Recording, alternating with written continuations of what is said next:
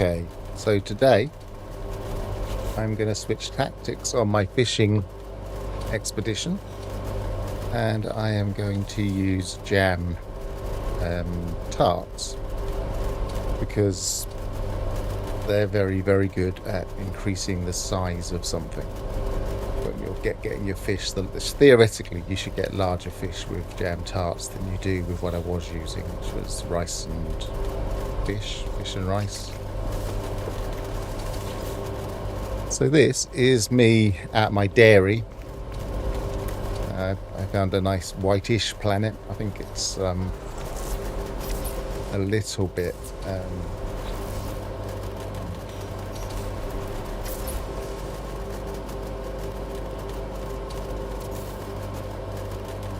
little bit grey. It's not the whitest of white planets. But I thought, okay, let's make a dairy there.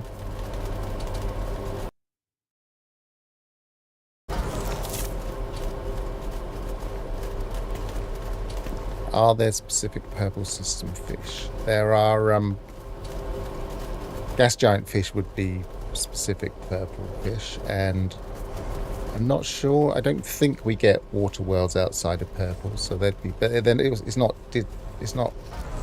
done by colour necessarily. It's done by the biome.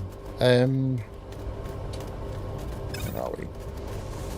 Yeah, so this is my dairy. I had it set up to kind of leave the animals down below so I could access all of the technology, the feeders, etc., without getting in the way of the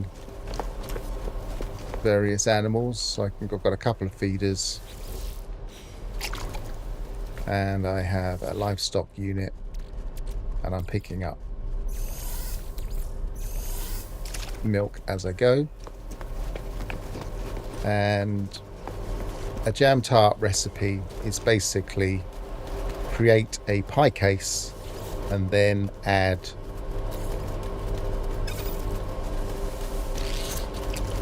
jam. And pie cases are slightly complex for what they are. You have to get milk, turn it into butter, which first of all involves going to cream. So milk, cream, then butter, and then you can add it to flour in order to make a pie crust. So yeah, it's quite complicated for just something simple like a pie crust. For making jam tarts, it does seem quite complicated, which is why I was using fish and rice, because that was very efficient. You could just catch fish, chuck them in the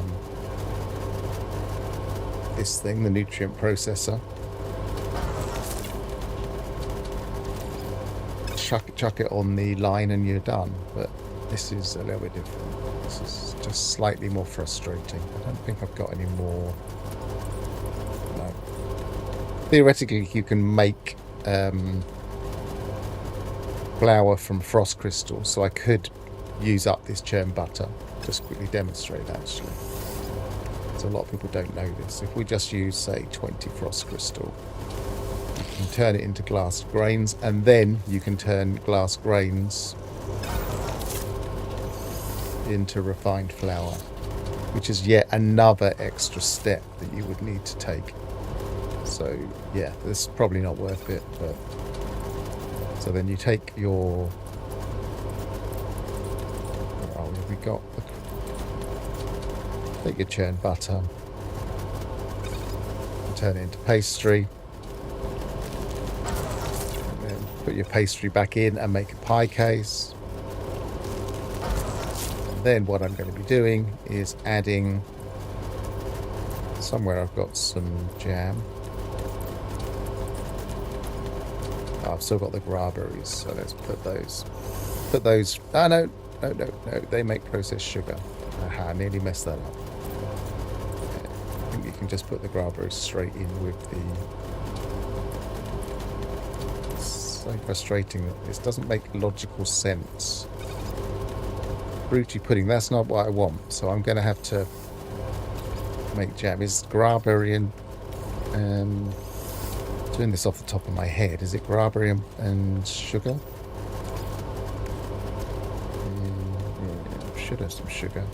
There it is. We'll soon find out.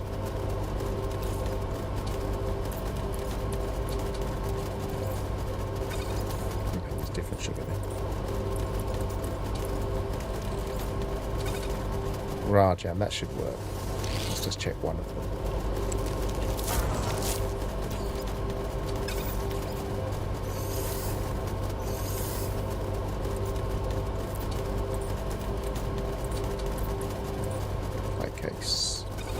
Jam tart, that's what we want. You can see why I wasn't making these on the side of a crater on a gas giant planet. It's all very complicated stuff really for something as simple as a jam tart. So where were we? I think we've got a bit more flour there. Any more flour?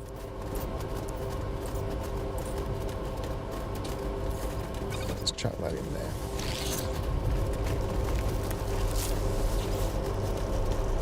I think we're making more pie cases than I need because I don't have an awful lot of stuff to make jam from. You can make jam from different things.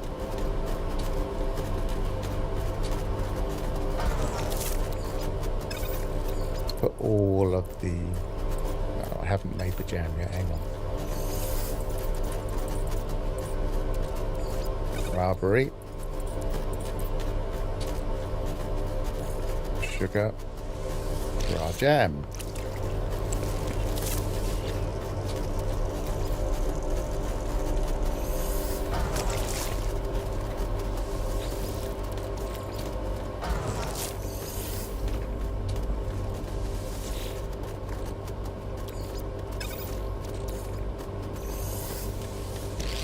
This extra step to turn pastry into pie cases is very frustrating.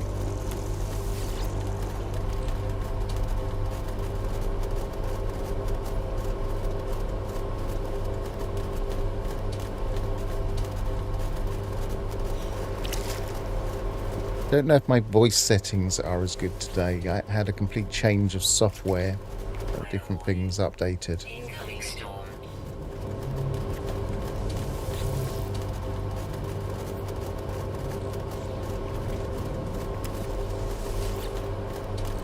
Raw jam. What else do we have? I don't really want to call my freighter in, but I'm pretty sure I've got some stuff in my freighter I can make jam with. I'll check that when we get to the planet, because that's just the last step. What else have we got in here? I think that makes the wrong type of jam.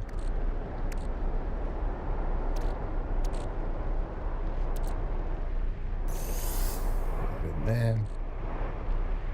That I can still turn into butter if I want to, so I might as well chuck that in there.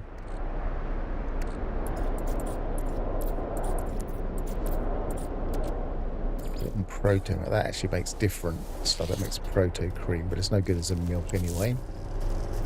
So I might as well turn it into proto cream. Chuck it in ingredient storage. Okay, wild milk.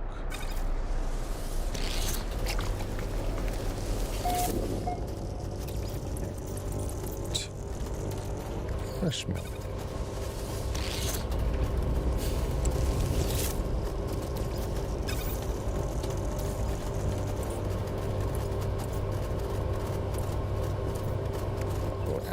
Fill this up.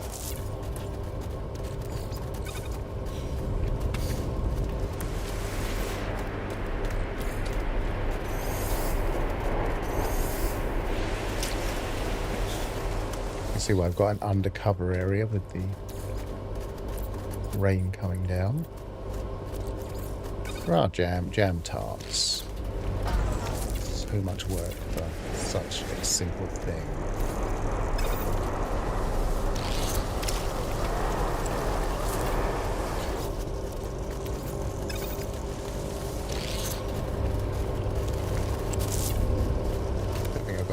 In there? Nope. To be honest, 20 odd, 30 odd jam tarts would probably be enough for testing.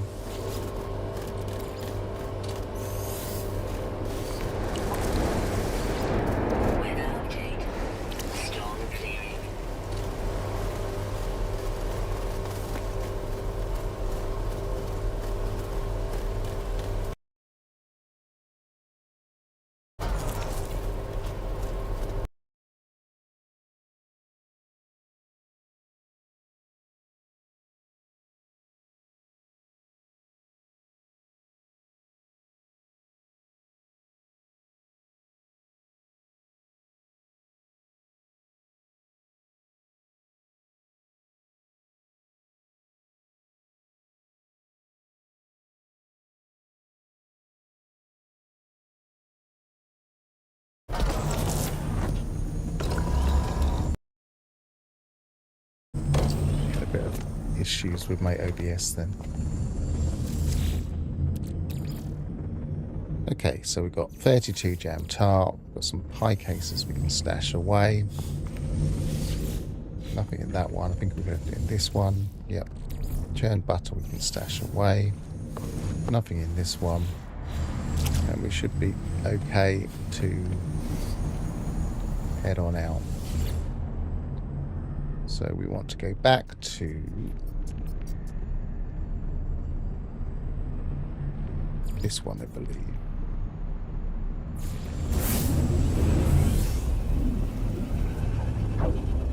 I should put a picture so I know which one it is. Extreme temperature detected. Yep, this is the one. And oh, there is. Extreme night temperature detected.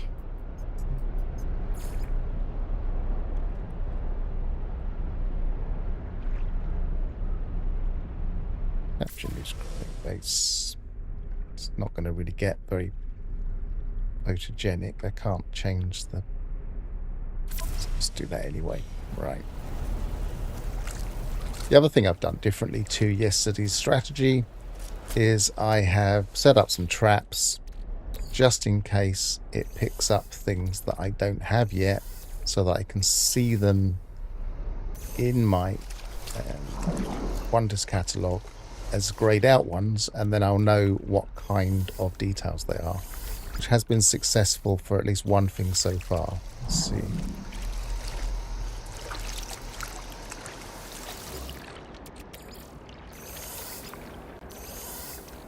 I don't want any of these fish anymore. Yesterday I was just cooking them, but today I will probably just call in a rocket, which I clearly can't put there. Okay. And rocket. Yep.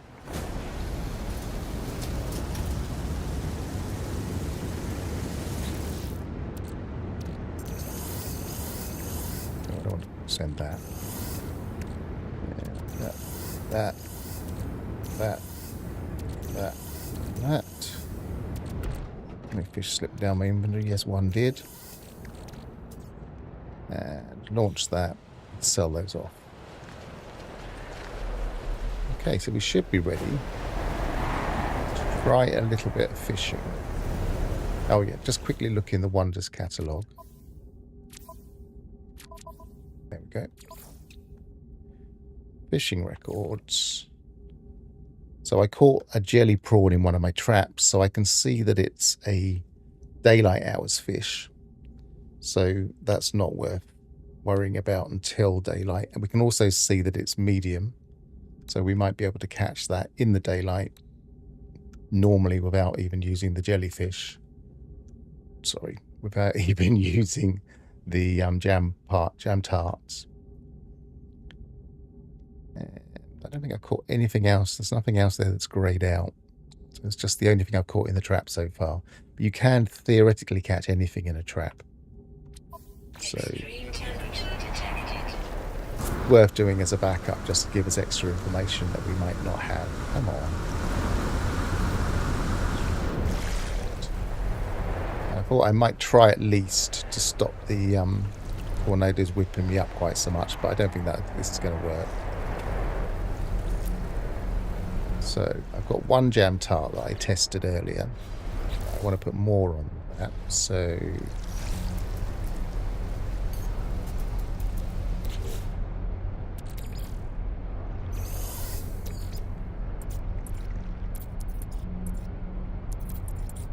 where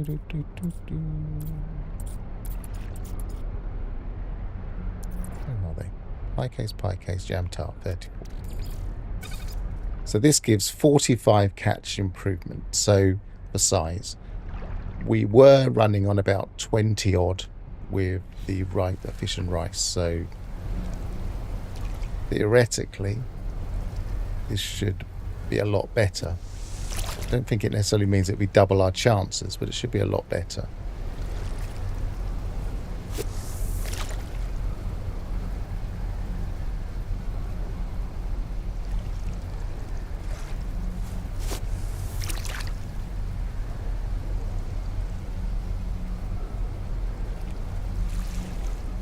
I'm looking specifically for a large fish to spawn, pulling the red rod out if I see a small fish or just 3 medium fish.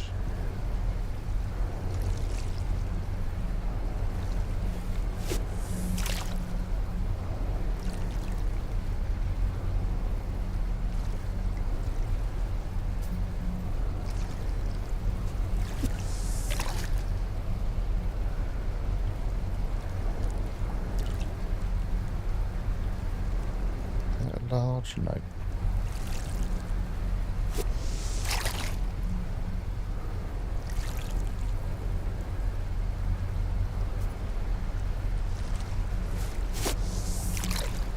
While I was just testing this earlier, I did catch a large fish.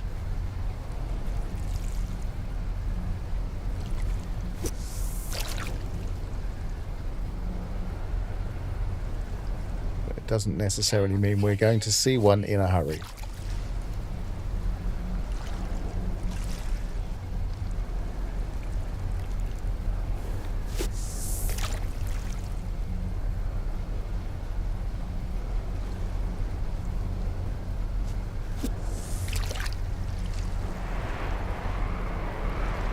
And just as yesterday, we're mainly seeing medium fish with the odd small fish. Maybe not quite as many small fish, so something might be working.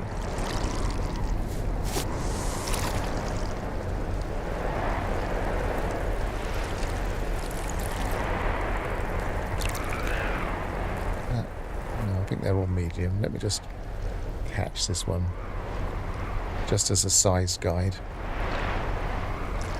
Trying to compare it to my grub. I think that looks like medium.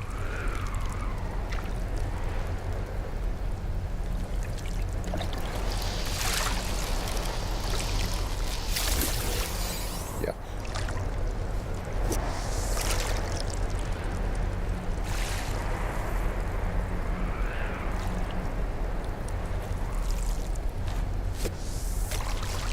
Now I reckon that the medium fish are supposed to crop up. Oh, that interrupted me. I'm getting all of my extreme worlds on this planet, which I probably wouldn't otherwise get, to be honest, on this save, because I haven't really done that much. I missed that one. See that? Because I didn't get rid of I didn't pull the line back in before one of the 3 fish that are circling disappeared and then started to head towards the grub, which is how the animation works. And I lost a bait then.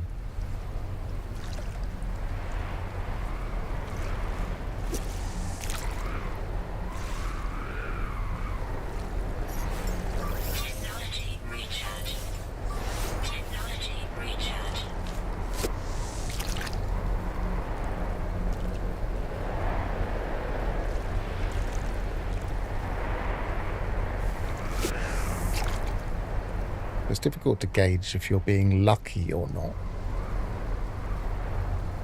just based on how many small fish crop up. But I do think I'm seeing less small at least.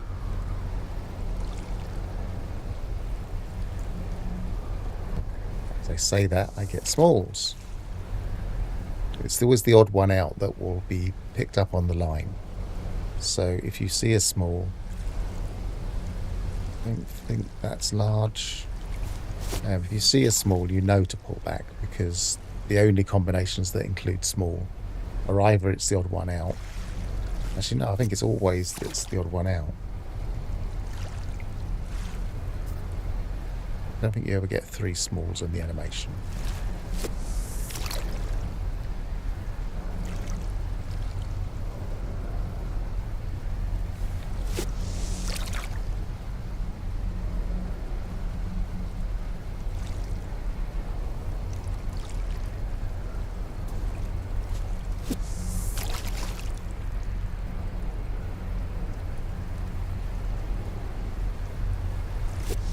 Some of these spawning quicker than others.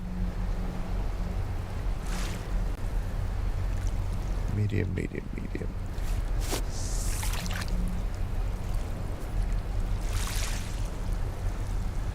Medium, medium, medium.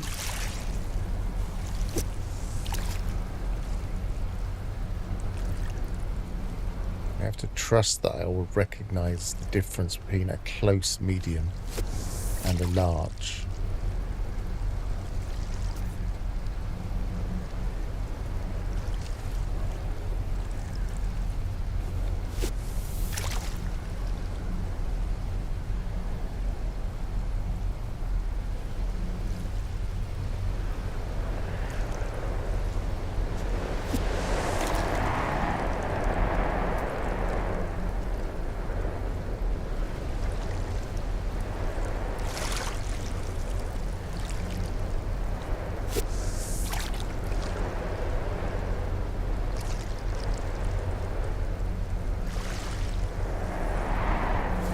Any larges now.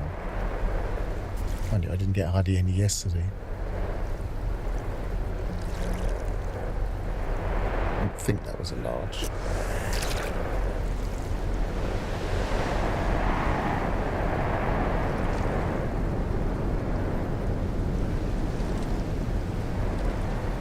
Trying to get the list of what animations you see.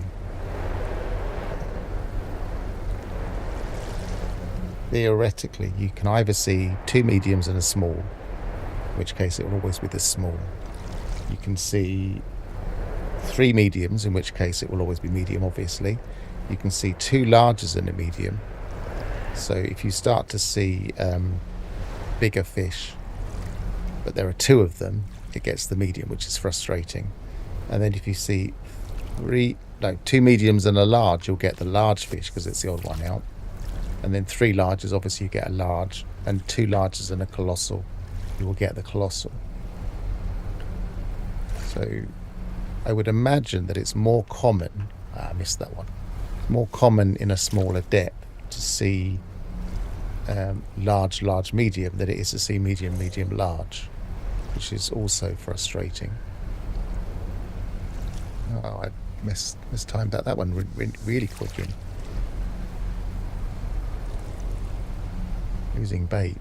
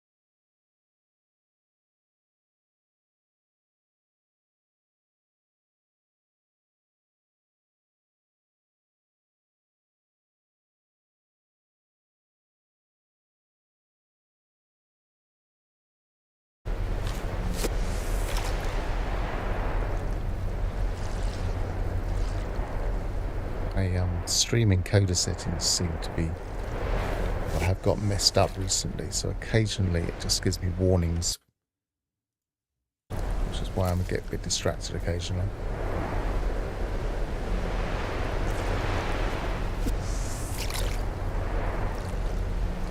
Come on.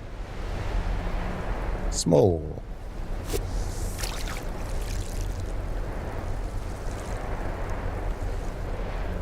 Is that large?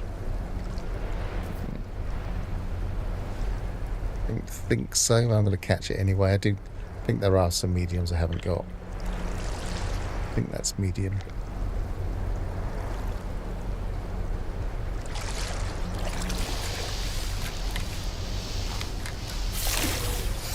Yep, always the same medium I seem to catch. Right.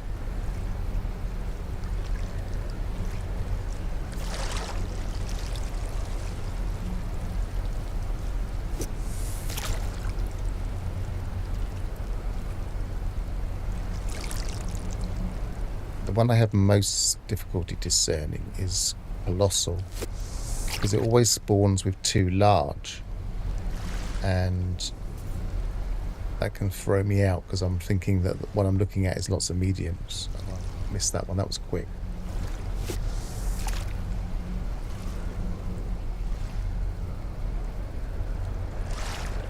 It's all medium.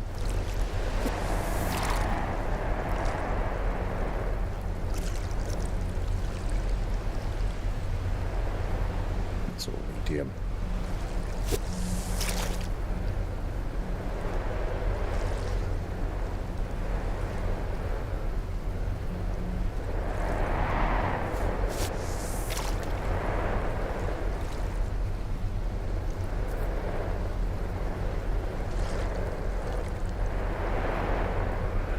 Small.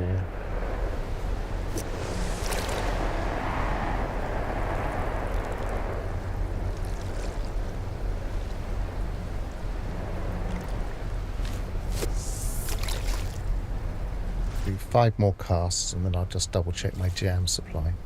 1, 2. Is that one? That one just got very close. I think that's medium. Obviously casting a bit closer now.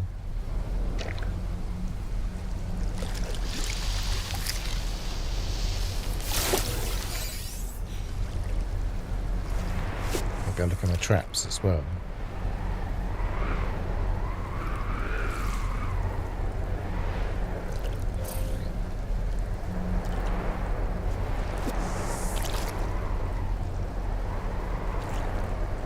I'm not actually counting my 5, but I will just do 1 or 2 more.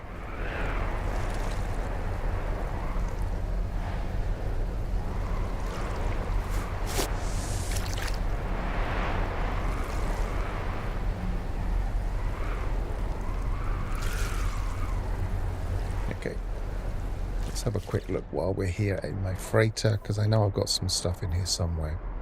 So I've got syrupy nectar and sticky honey and ever burning jam. I think that makes it different. Let's find out. Let's put them in my exosuit and see what I can make with them.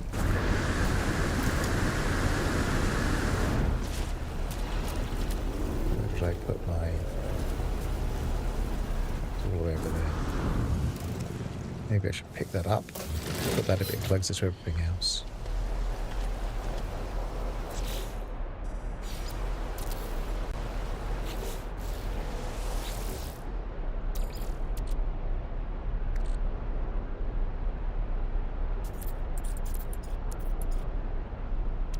Let's try that first.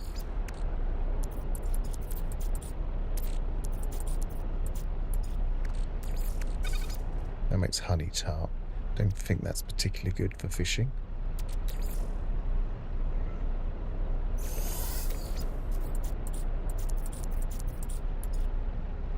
Sticky honey probably also makes it. Yep. What was the last one I had? Syrupy nectar. Is that the one I tried?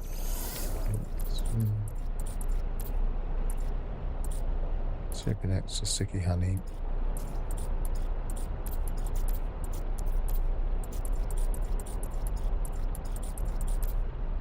You have a burning jam. Glowing pie. I don't think that's the same either. Never mind, we'll stash those away. Leave that there.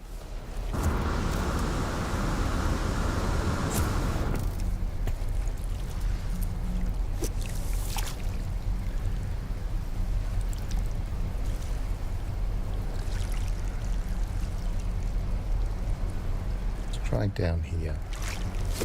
See if it helps me with my size.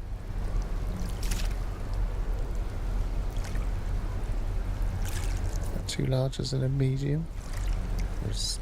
No, it's not. They're all the same.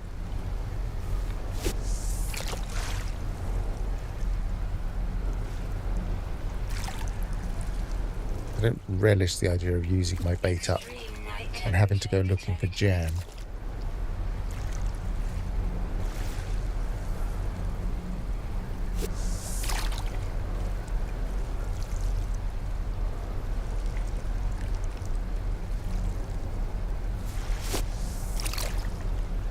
Pretty sure I'm not going to find it on a gas giant, for instance.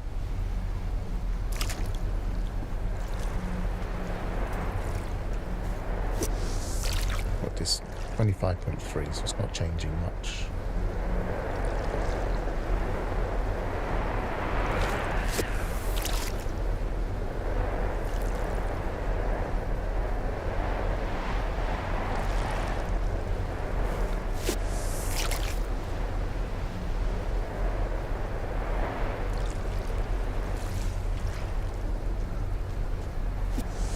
Oh, is that big? And then a little small one comes along. You think, oh, it can't have been.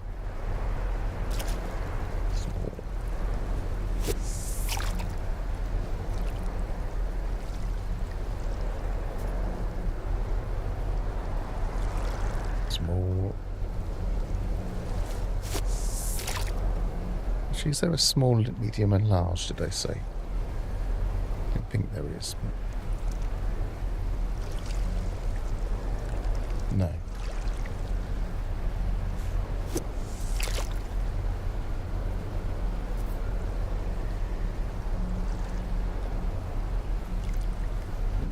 Don't think that's larger.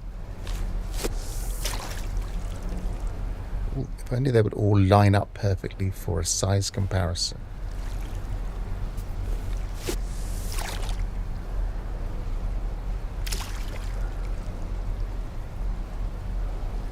Ironically, when I was getting my last water planet fish, I was fishing in the shallows a lot. I'm sure I was getting more largers and colossals then than I am here. I wonder if burying the ground, going down to the bedrock like this, somehow affects things.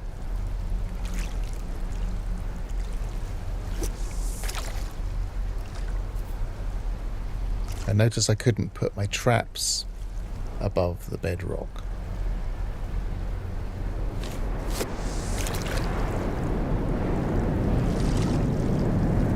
There we go, with a storm. Catch whatever fish this is anyway. If it goes green.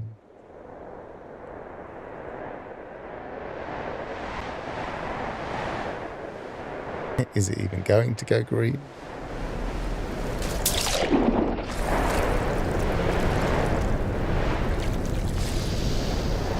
Come on, it should reward my persistence, and it doesn't. Let's have a look in the traps while we're down here.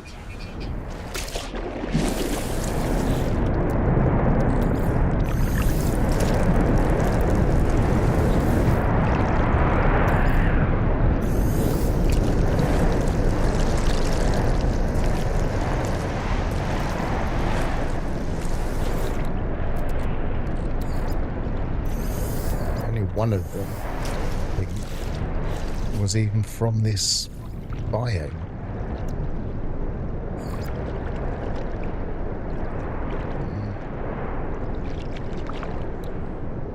Yeah, I think that was the only one I got that was from this biome in the traps. Maybe one of those, I don't pay attention to those.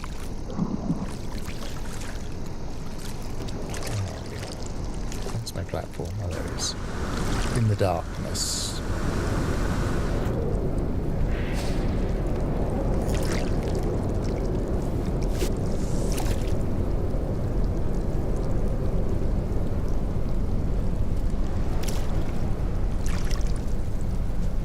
Ground protection falling.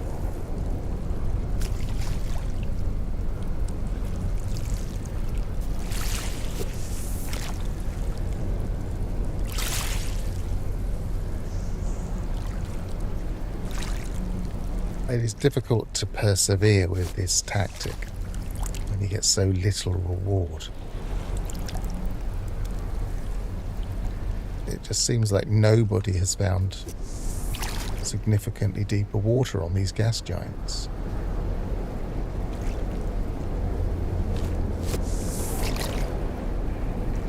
$30 seems to be the limit. 30 is not enough to change anything significantly.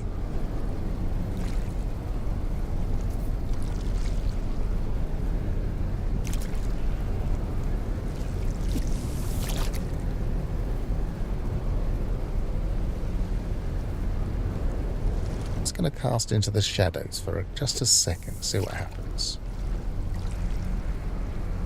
Shallows, rather. Small.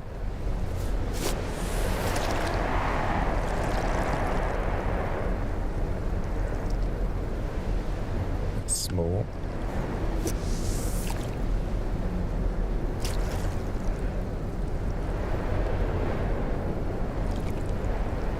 Small. So I'm getting a lot more smalls in the shallows.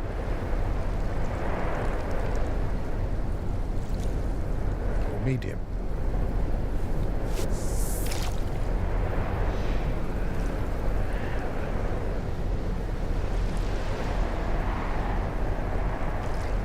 Is that a larger one?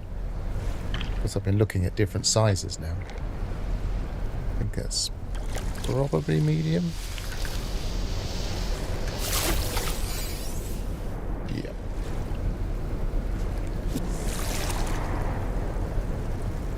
Jam tarts don't work to significantly speed things up. I don't think there's a fast way of doing this.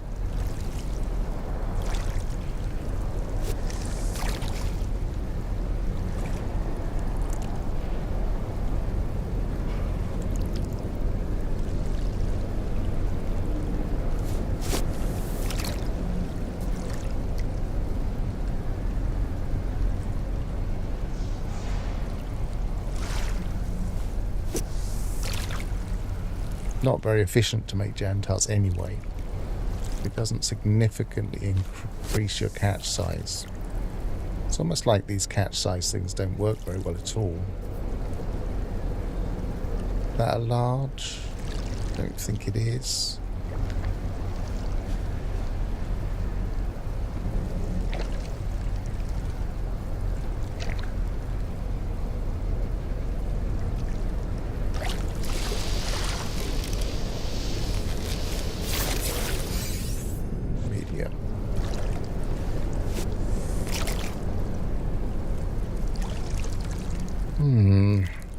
Maybe I will try a more traditional lure.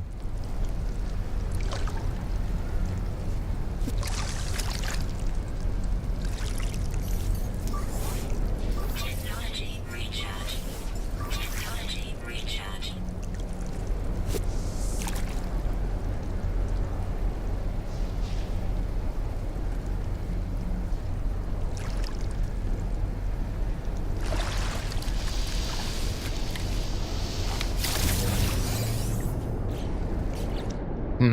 Right. I don't want to go that way. That's it. Right, let's try. We're at night. We know there's a night fish out there that's... Is it medium?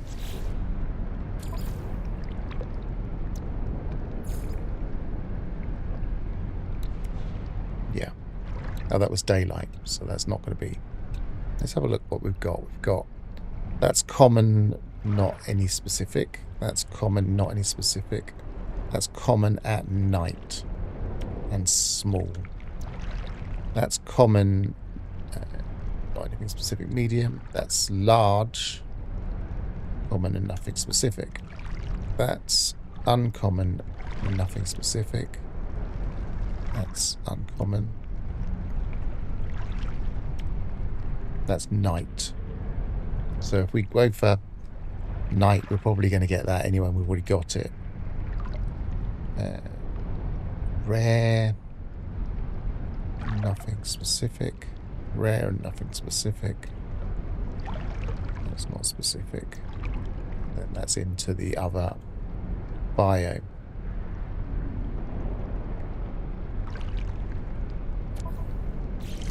Yeah, I am in exactly the same hole as yesterday. I'm over the dugout by terrain manipulator, and I just haven't got anything, because on a gas giant I haven't found any water lower than this, which is about 25.3 there.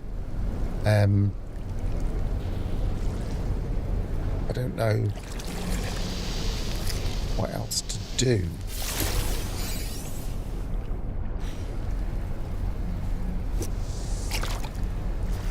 I'm going to chuck a few of these shadow baits in just in case.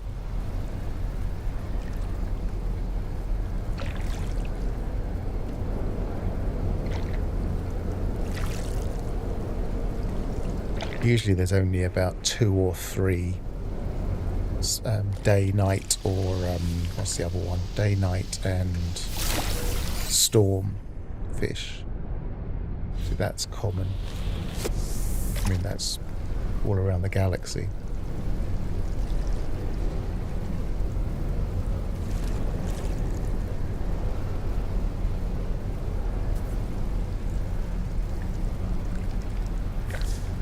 I'm just wondering if it confuses the system a little bit to dig it out.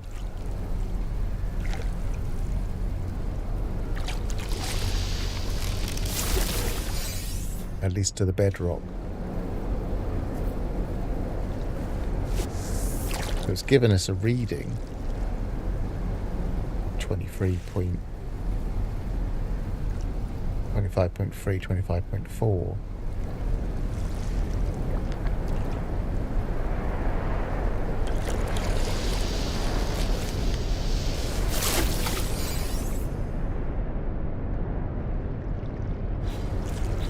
I don't think I've got any nightfish to catch. Without a list, it's difficult to tell.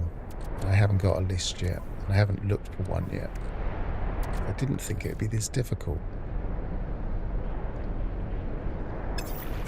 I'll sell those in a minute. Right, let's go for a more traditional lure.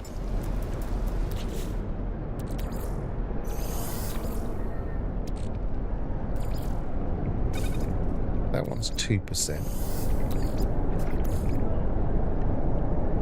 That one's 2%. I think they're all 2% from memory. But they could be showing wrong in the interface. Let's work our way up. It's worth trying everything at this stage. Let's do 10 mealworm. We'll just catch whatever we catch.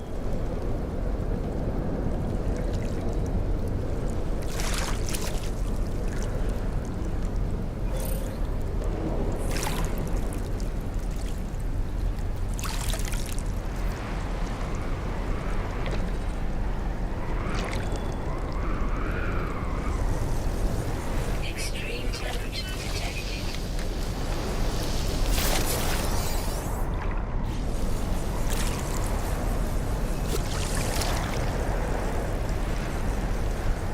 Unless we caught something from this biome.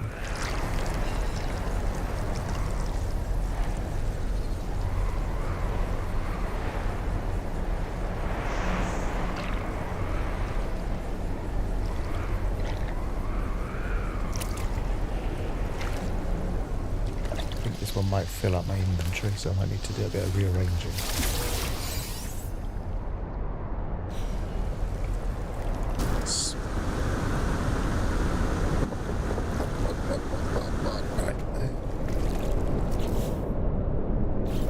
Sell some fish.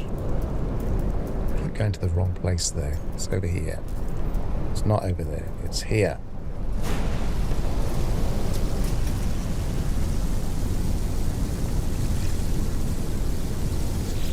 I don't know where this is selling them to. I'm pretty sure this doesn't have an economy in this system, but it doesn't really matter. I don't need the money. See if it adds the money in a minute.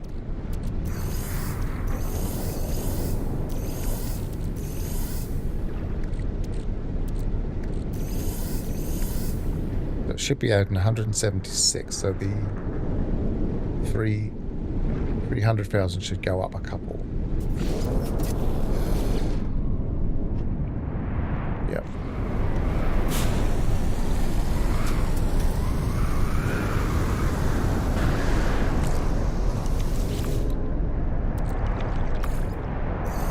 That's the one I caught before.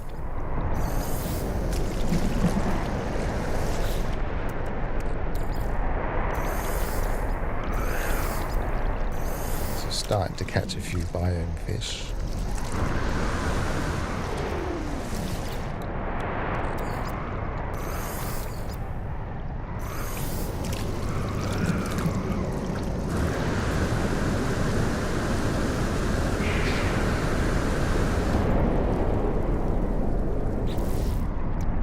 Still got 40%, so I can still summon it theoretically.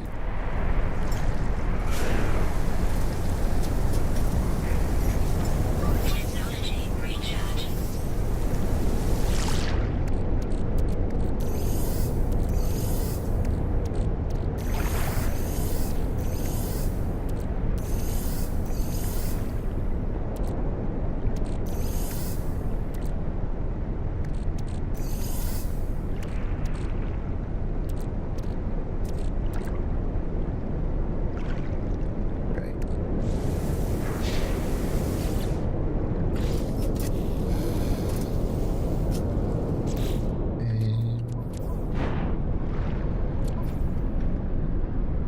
Let's move these into my ingredient storage, get them out of the way.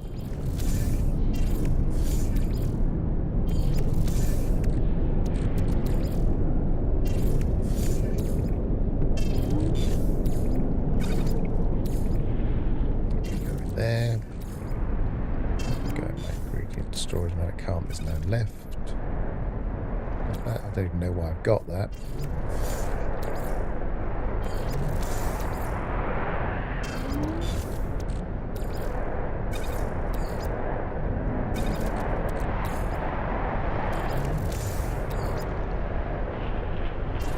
See what we're working with now. I ate that by mistake. Don't need that in here for now. Don't need that in here for now.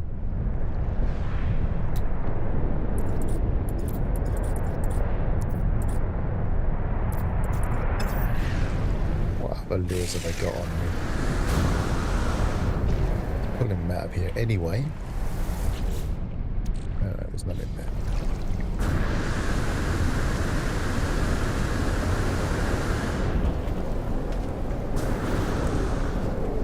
Right, so we've tried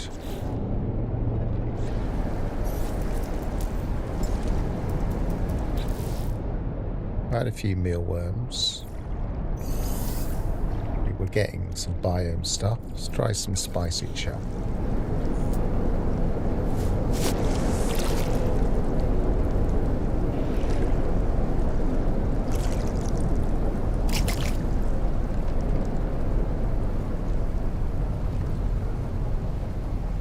Is that too large and a medium, or is that 3 medium? Either way, it'll be a medium.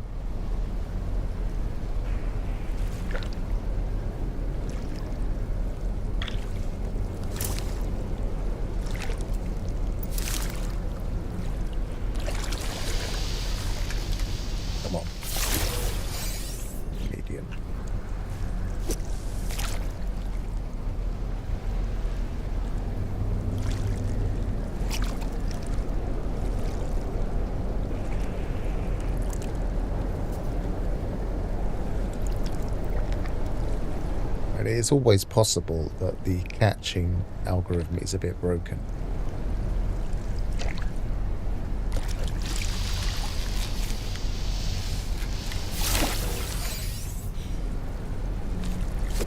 We have no way of telling, really.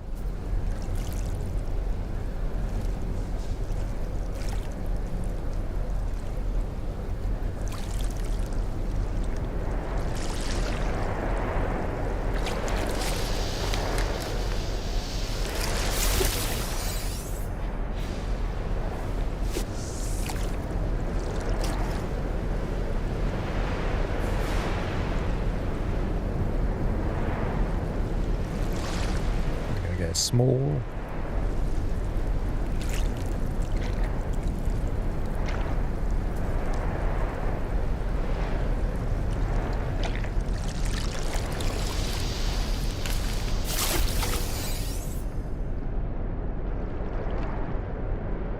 I think I had that already.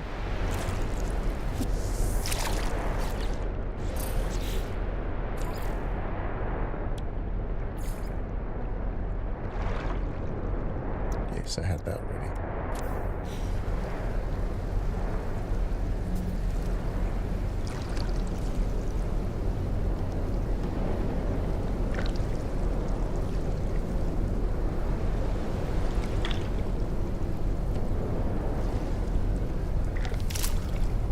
I don't think bobbing makes any difference. I don't know what that's for.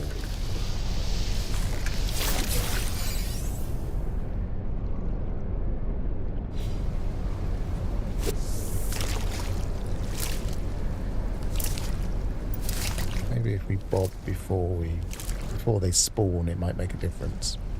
There would be no way of telling that either. It would just be guesswork.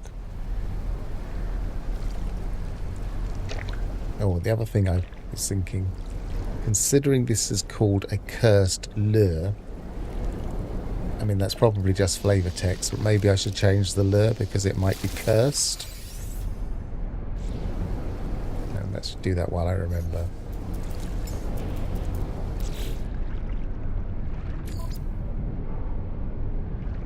Called cursed grub, I think. The unlucky grub, that's right. I mean, maybe it skews towards small. Let's go for that instead, because that might skew to exotic. I don't think it will.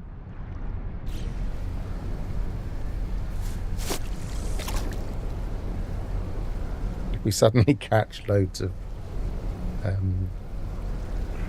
S-class fish, then I'll be annoyed that I've been using the wrong lure all the time.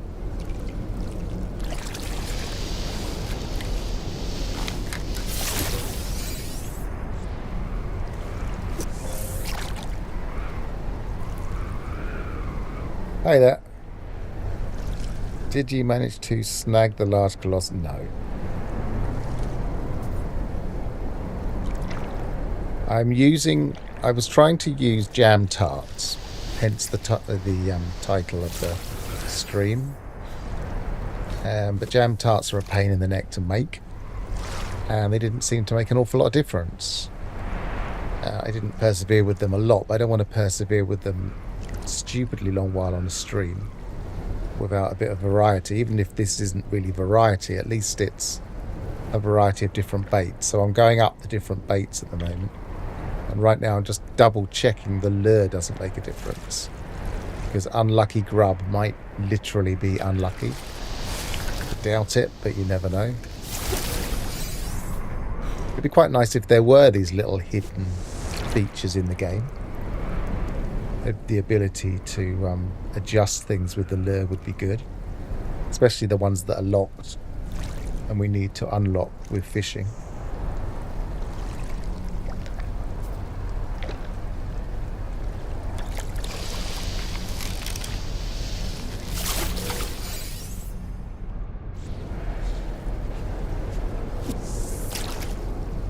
Oh, hang on, it's daytime now, isn't it? So the one thing I did... Hey, babes. Babes. Beebs. The one thing I did find is I knew this was jelly prawn, and it's daylight. So now it's daylight. Let's see if we can catch that.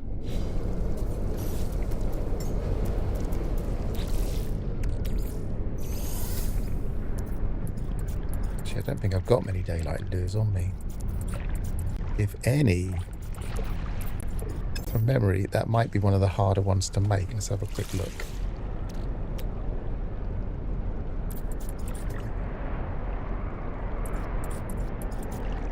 I'm afraid you've caught me at a slightly frustrated time where my plans are not going to plan.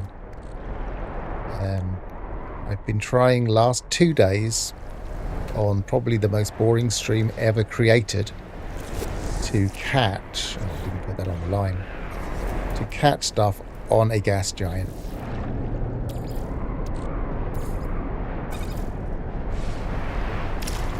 Because completing our catalogue on a gas giant is going to be tricky. Now I tried the efficiency approach of using fish and rice as a bait, because obviously I'm catching fish, so that's quite efficient to make fish and rice. I've tried jam tarts, because that's supposed to be a big size increaser, and that's not getting me bigger. And the problem is we just haven't found deep water in gas giants, so we're not getting bigger fish.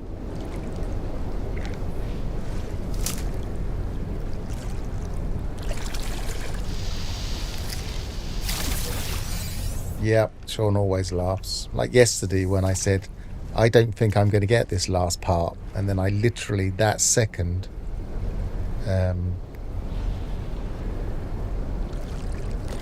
shot a piece of stone and got the last part. Couldn't have timed it better.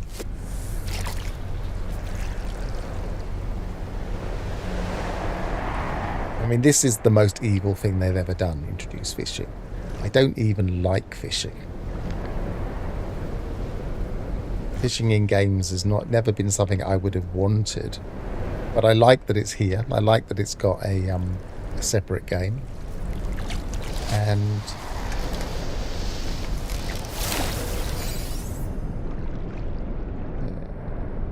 yes, that's what I was looking for. I'm surprised it was a C. Was what I was looking for, wasn't it? Or was that the other shrimp?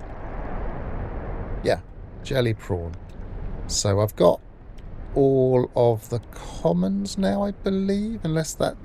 Oh, that could be a colossal common. Yes, that's probably the colossal common. Unless that is, but...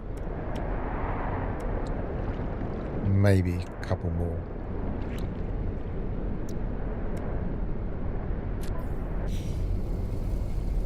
Right. And I'm going to go up the bait chain.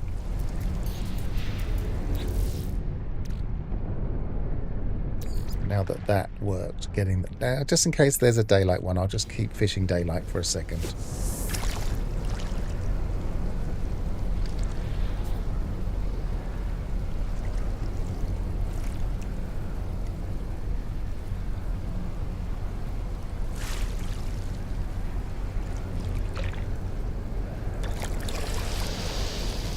Can you confirm whether or not this stream is pixelating slightly? Because my OBS settings are...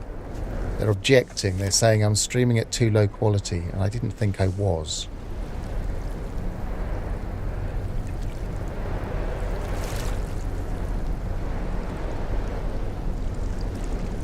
I wouldn't say it was unintentionally hilarious.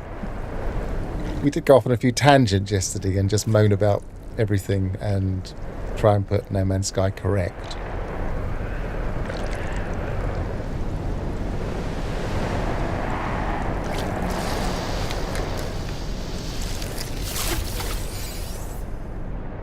Yeah, I'm just not sure how, because I'm uploading AV1, and I don't know if it's really tuned in its AV1, because it converts from AV1 on the server side.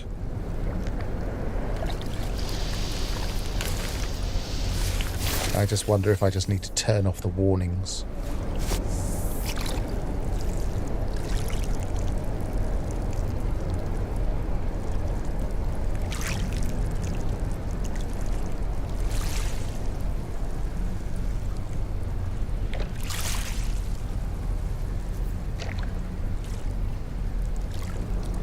think this will be the last dangling orb fish I go for.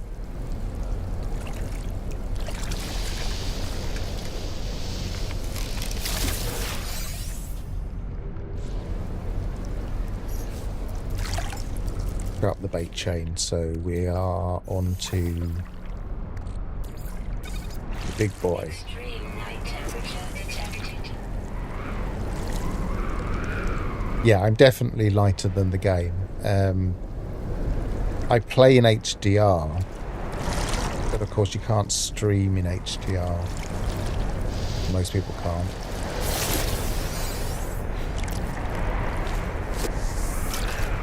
So I have to adjust the white balance, etc., and so it comes out a bit lighter. That's not a bad thing because this game can be very dark to stream.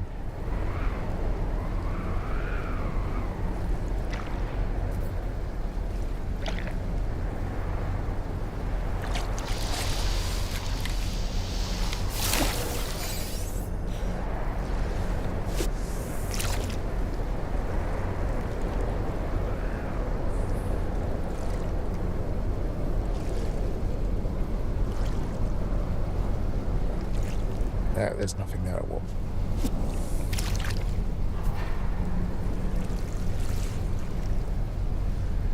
Or there.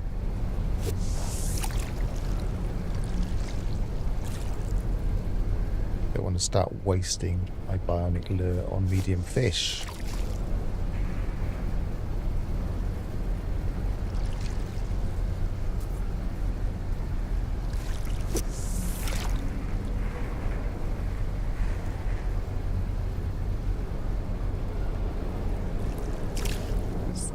Not large.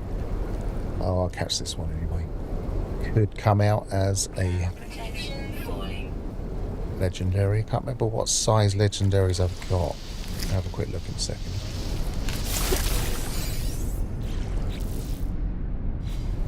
Menu, wonders, fishing. I've got the small legendary, so medium, large and colossal I haven't got, so I could go for some mediums for a bit.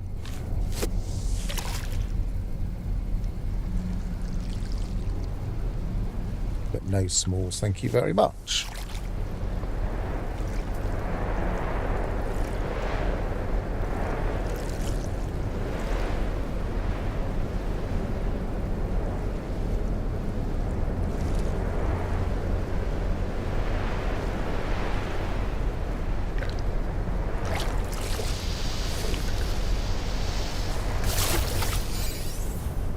Medium, that was nice, that was quick.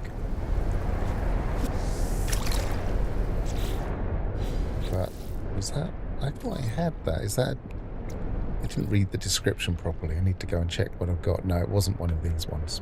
I think that's the common, yeah, that's the common legendary.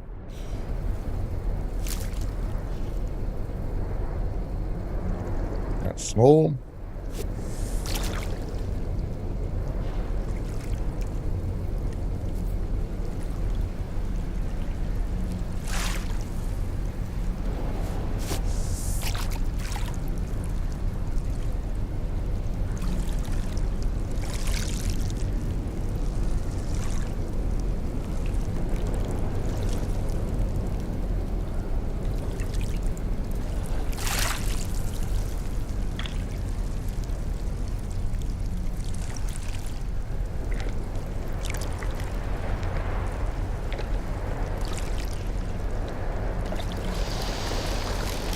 Don't know if anybody else is getting this.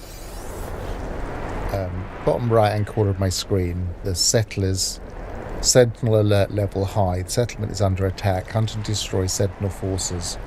Unknown remaining. If I go there, they're not there. So look in my log. I don't have a bases under attack.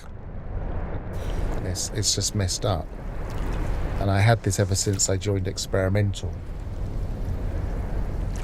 I have to kind of scroll it out. I was having a look in my save file, but I couldn't find anything that indicates that particular mission. I'll just let a small cat go in.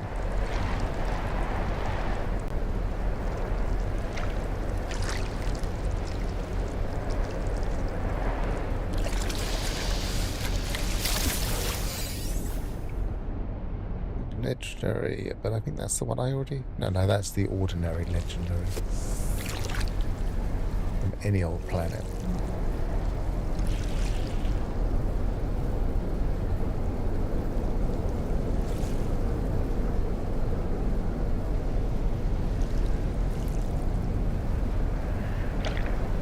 Come on, medium legendary. That will be good. No.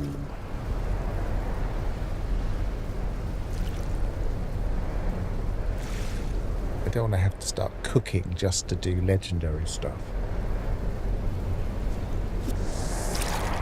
Bad enough cooking for large and colossal.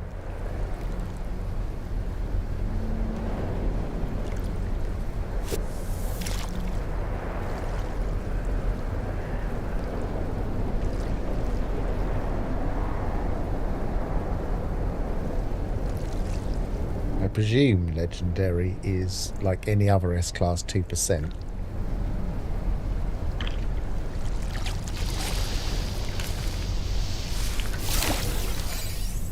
So the increased odds, 94%, so that would increase it to 4% in theory, just under 4%. Obviously 4% is not great, less than 1 in 20.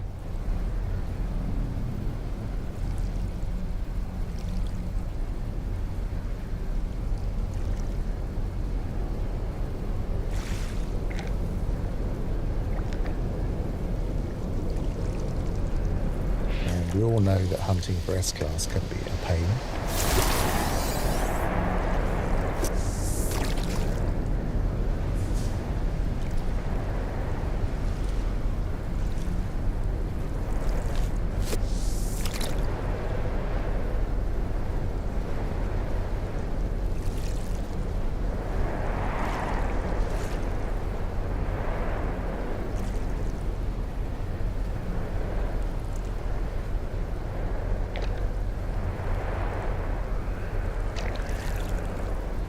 Getting a little bit of as this fish on the right hand side comes round. Yeah, it's not doing it now. It was leaving a trail, which would suggest that the DLAA, the new DLAA, which I'm testing, might not be picking it up correctly on... wasn't paying attention there. Yeah, I'm testing the new NVIDIA drivers.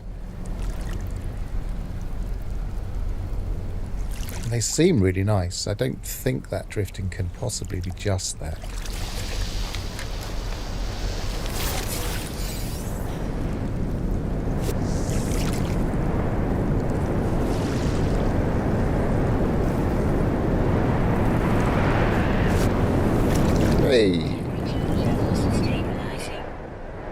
Still catching this fish.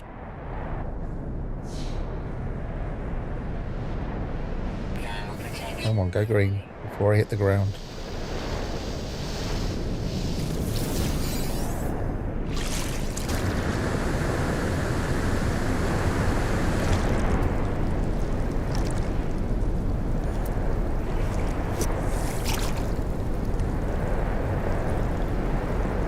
When fishing came out, I started doing some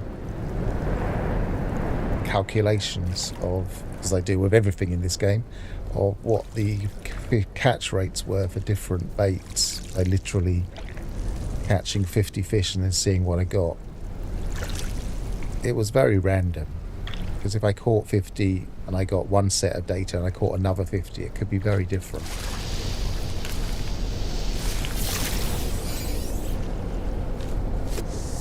I mean, it had a pattern, but it was still randomized.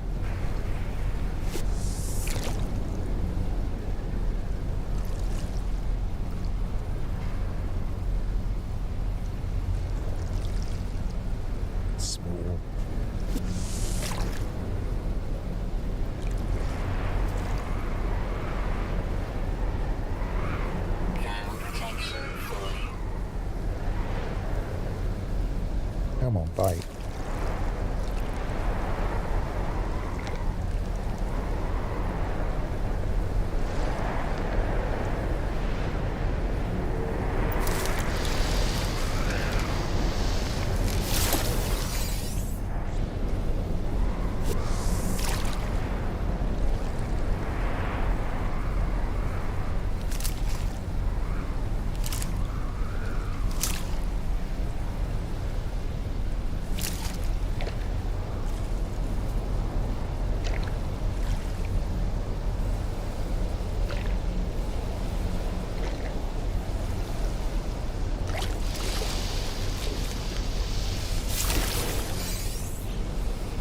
Extreme heat damage detected. Yes, I should stop myself dying. Technology recharge. Although I do feel like it at the moment. I'm going to go and check the traps for something different to do.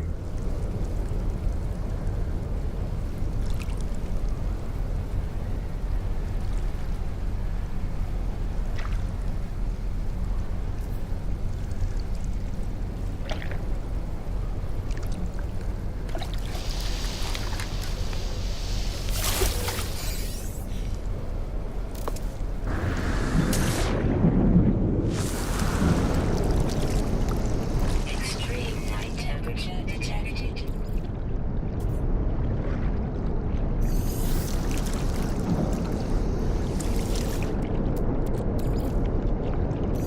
All stuff I've got in my catalogue. Oh, yeah, all of it so far.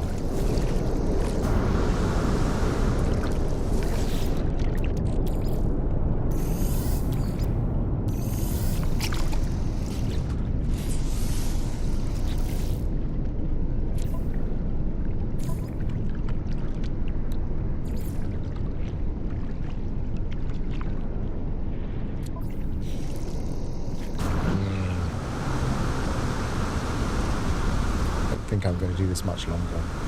This is getting frustrating.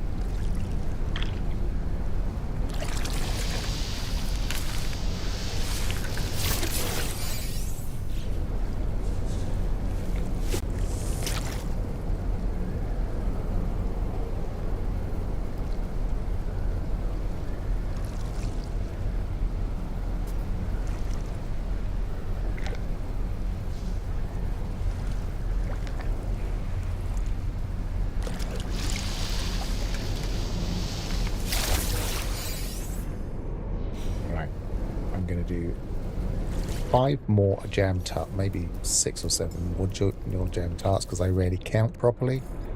And then if the jam tarts don't work, I'm going to give up. Extreme temperature detected. I'm going to put my jam tarts.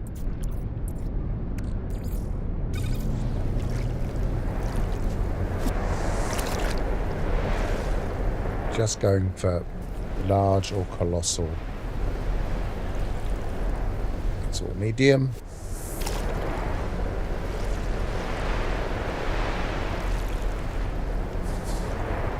Small. Whoops.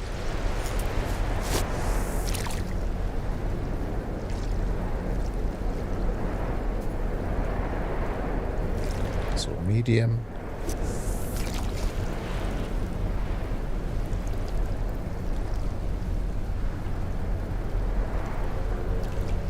It's all medium.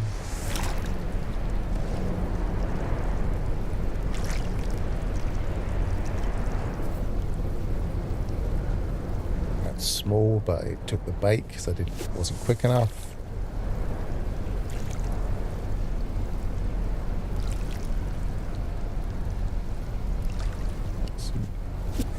It's medium.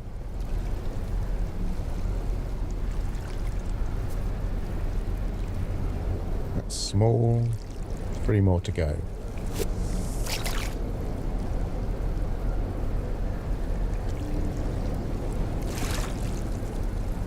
medium. 2 more to go.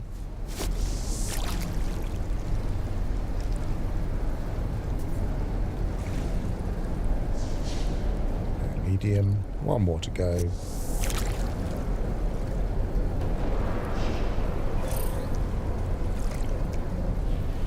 Nope. Giving up on this fishing thing. Maybe what I'll do is see if I can find some more gas giants and just double check that I don't find anything deeper.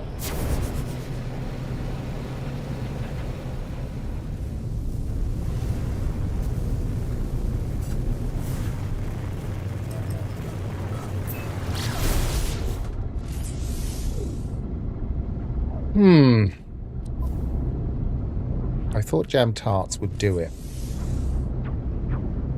Trusted in what the game told me.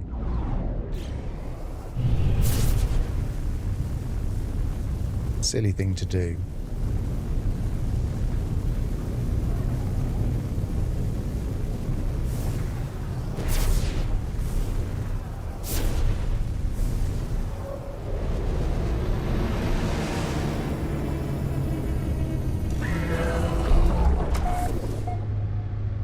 See, they fixed the ships changing colour in the ship storage.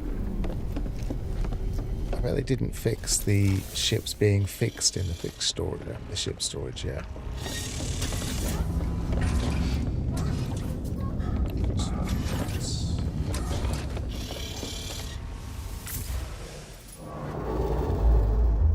I've tried giant planets that are not gas giants, and unless there's a specific type of planet that isn't a standard biome, for instance, I've tried the 2 I found that had water were radioactive and I think desert. I can't remember what the other one was. No fuel. And they had the normal biome specific, and I fished for a little bit and I didn't see anything different. So they just had the normal biomes for whatever those things were. Now it's possible that there is an unusual giant out there that gives something else, but I don't think anybody's found one yet. But these things can be rare. Who knows? I'm going to push through because there seems to be clustering with giants. So I'm not going to hang around in one. I'm going to keep moving through to different regions. What's that? That's a gas giant. And let's just have a look at that one then. I've seen a theory recently that the way that planets are generated, for a long while people were looking at these letters, like that says X6PF. And for a long while people were looking at that PF as maybe meaning something. But the theory I've seen recently is that the PF is specific to the region, and it's some of the spare letters from the seed for the system. So it can give you an indication of what's in that region, but it's region specific. So if you found another X6PF, it would have similar planets in it. I don't know. I haven't tested it, but I have heard that theory recently by someone who was pretty adamant, and I know they've played the game a very long time and have similar obsessions to me in trying to work these things out. So I might give that a look at some point. Yeah, what I want.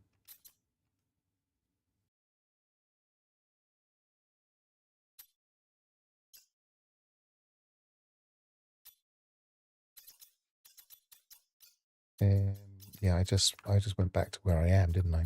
So I lost that one I was looking for. Right, let's go again. That's normal. That's a gas giant. Am I in the same... Actually, let's quickly set a waypoint and just double check what region I am in here. Different region. So...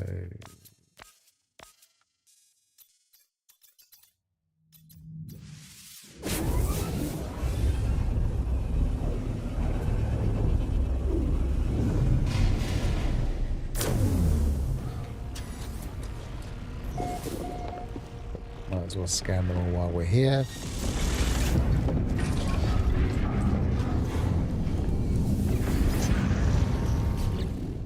What we got? Grassy, arid. Might be worth looking at the grassy. It's worth looking at everything now, but I'm not focused on that. It looks like every biome has some form of new potential tree or similar, the equivalent of jungle for each particular biome.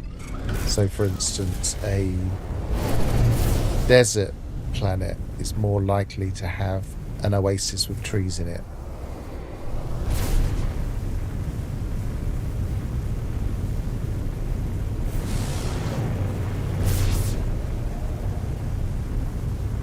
Must get around to creating a mod for the whiz lines when I am doing this.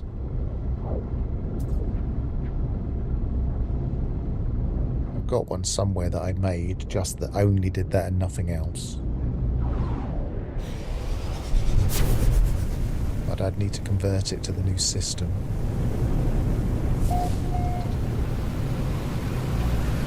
Oh, I think we've got the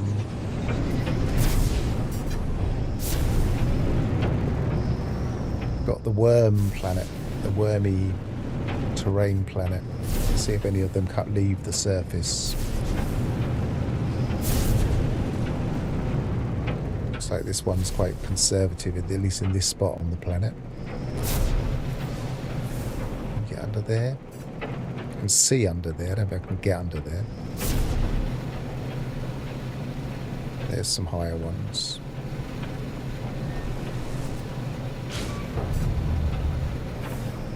I reckon there'll probably be a few higher ones somewhere else on the planet, because there's a lot of variation in position on planets now.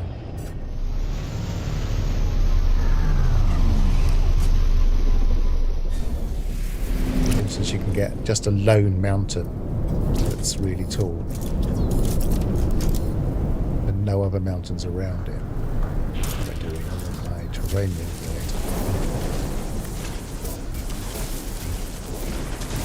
Bedrock.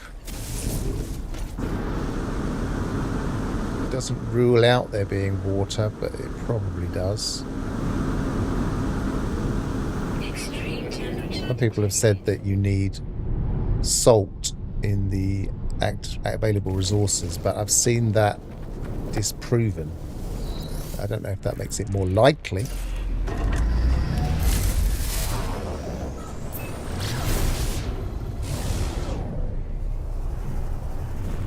Go the other side of the planet, which can take forever in this particular size of planet.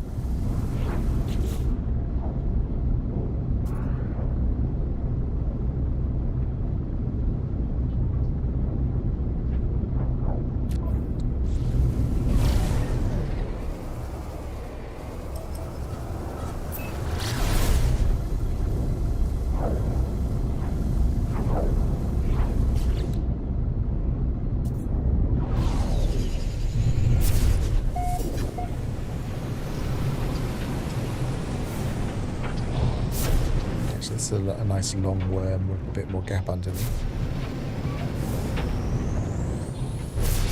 I've seen one planet on somebody's photograph. It was apparently a lush planet with these worms really, really mesh-like, like they used to be years ago. And like some people mod in So they really have unleashed the terrainment system.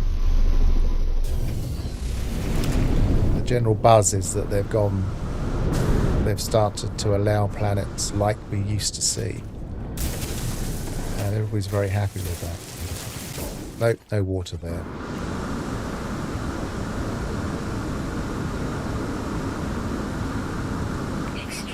Come on, get out of this hole. Hey.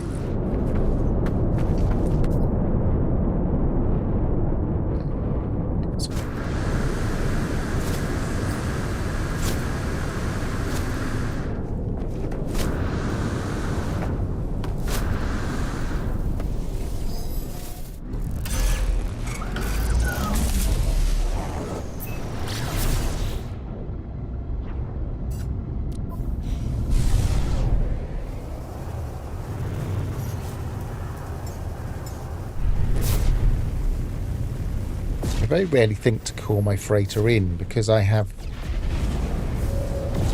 quite often used my refiners on my freighters.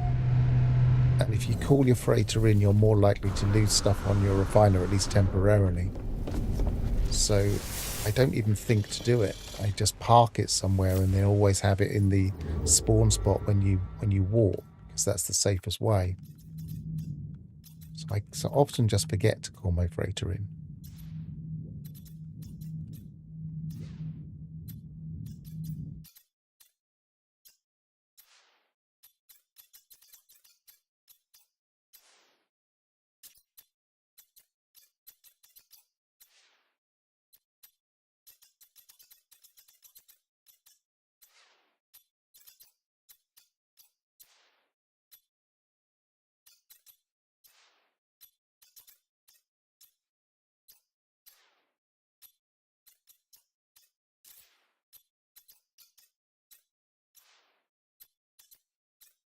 People saying that it's generally Y that would be giant. I'm not sure if that's a pattern or not.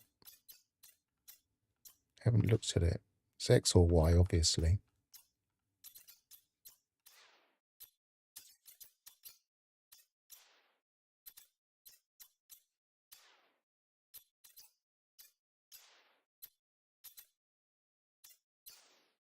Gas giant.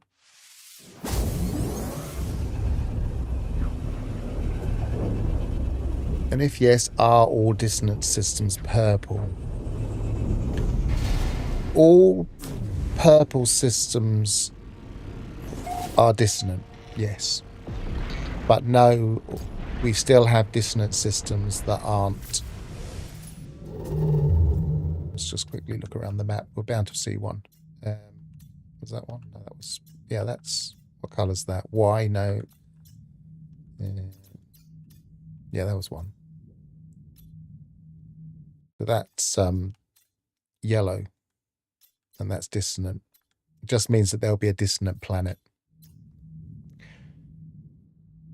I made the mistake yesterday to refine some gamma in my freighter and lost all of it. Bionic lures are expensive. Well, before you start to refine in your freighter, watch my fixing refiners video, because I never lose stuff in my freighter unless I am stupid and forget my own rules. I can do whatever I want. People say, oh, don't leave your freighter. I leave my freighter. People say, don't go to the anomaly. I always leave. I just lost that gas giant, didn't I? People say, don't leave your... What did I warp here? No, I think... let's just have a quick look. Losing my chain of thought. No, I haven't been here. Right, so where was I? I can leave my freighter. I can go to the anomaly. I can warp. I can teleport. I don't lose anything in my refiners as long as I follow the rules in that video I made. But that does involve making sure that you build the refiners in the right way first. So I've seen it. I was stupid. I've had people disputing it so often, like, that just doesn't work. It's like, well, there have been bugs along the way where it doesn't work. But whenever they fix those bugs, and they say in the patch notes, fix losing stuff in the refiners, it should work again. All purple systems will potentially have interceptors, yes. They will all have interceptors as long as the only dissonant planet isn't an airless planet. If it's only an airless planet, then you're stuck. You'll get the initial stuff. You'll find, I think you might find harmonic camps. You'll definitely get the what are they called? The dissonance, the things that drill. I've forgotten their names off the top of my head. You'll definitely find those, but you won't find any interceptors.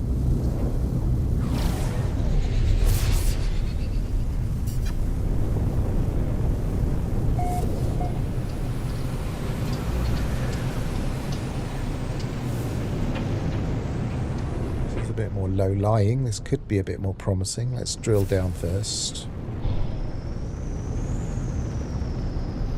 Another thing you can do is just look downwards and see if you can see any underwater things, like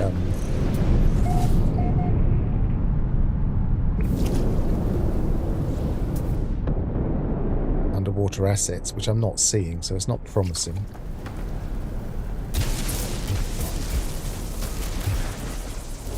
Nope. I'll look around down here. I'm just seeing humming sacks and storm crystals. They're useful for when you want to know if you can catch stormfish, because you can, if you're in a cave and look up.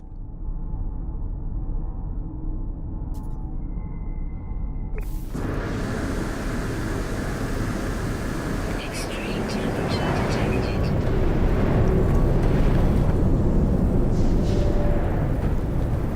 I missed that. I can't not watch this. I was trying to read it and it disappeared. You retracted. Not on exotic planets either for dissonant plus uncharted systems.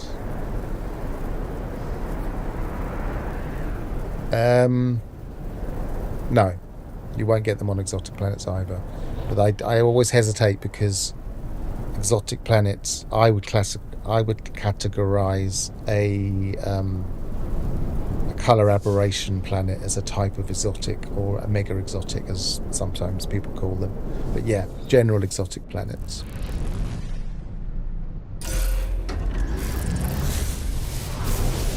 Any tips for finding exotic ships?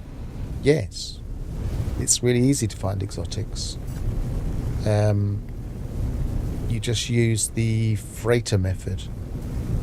I am bound at some point to get a freighter battle, but almost all, if not all now, freighter battles, except for the ones with a pirate freighter there, will have an exotic defending them. Just look around to see what the exotic is by using your camera, and if you spot the exotic, then if you can, and you like it, like the look of it, for instance, if it's a squid, if you're hunting for squids, and then you can defeat all of the pirates and land usually on the freighter, and if you wait there for a short while, the exotic should land. Sometimes it's a bit stubborn and goes to land in the space station, depending on where the space station is related to the freighter. And you kind of get used to whether it might go to the space station. And sometimes I just follow it and see where it wants to go. And I've found many exotics that way and successfully claimed them that way. So it's relatively easy. And what I can't remember is where I was. I've just been to that planet, yeah.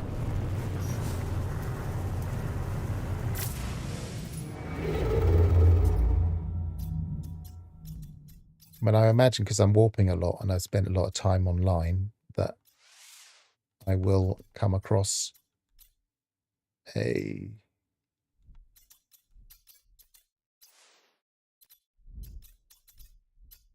battle. And I'll show you.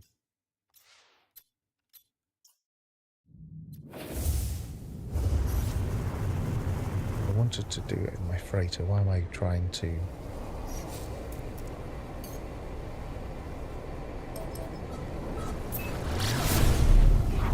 No, it's fine. You can ask away. It's not distracting. It is distracting me, but it's distracting me talking about the game, which is technically more fun than searching for water on gas giants, which is quite tedious and frustrating. I'll talk about the game all day.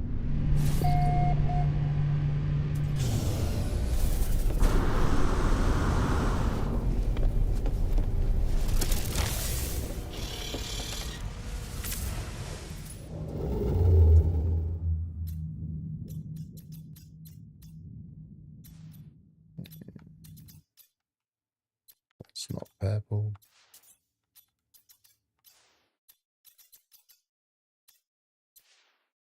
That's not purple. What am I doing? I've got my eyes out. Right. Reset.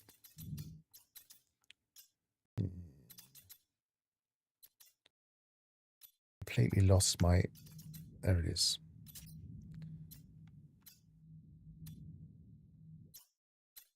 I do want to look at that.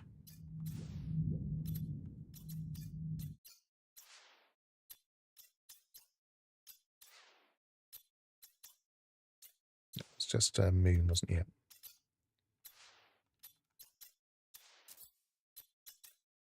It does seem clustered as to whether or not a giant planet will be a planet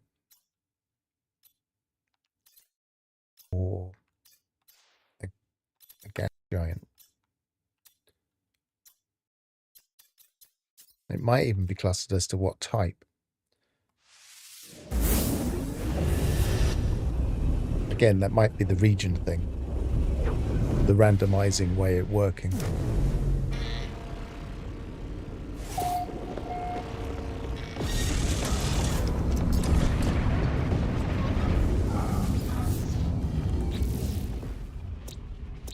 I never did visit that lush we saw. Yeah, so that I can't remember for certain, but I think it might have crashed ships if it had been dissonant. The dissonance there.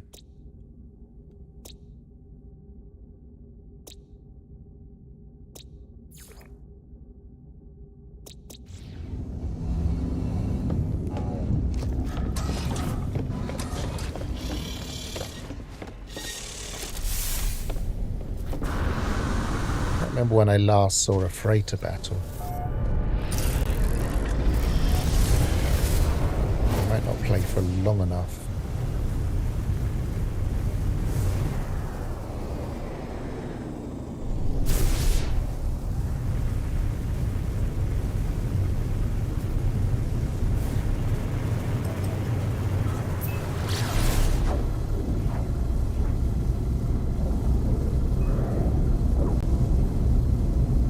It's 3 hours of active play, at least landing once on a planet.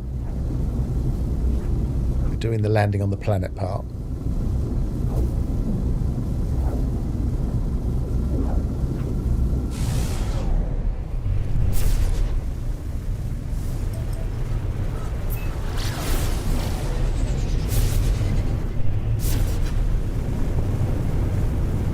Interesting terrain here.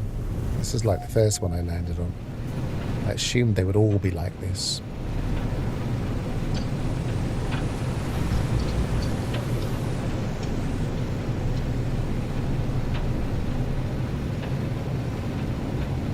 Very bright and acidic.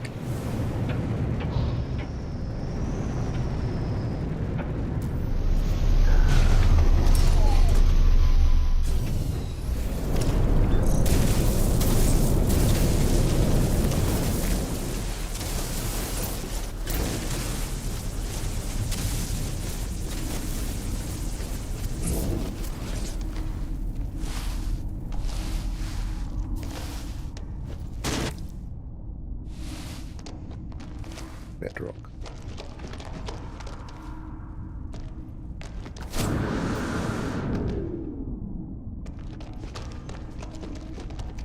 Now I've got to get out of here. That was very deep. This is promisingly deep, though. If there was water,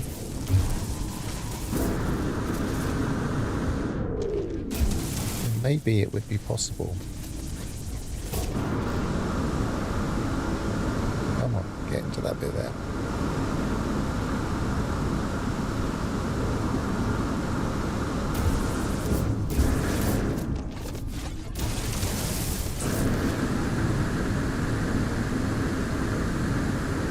Extreme temperature detected.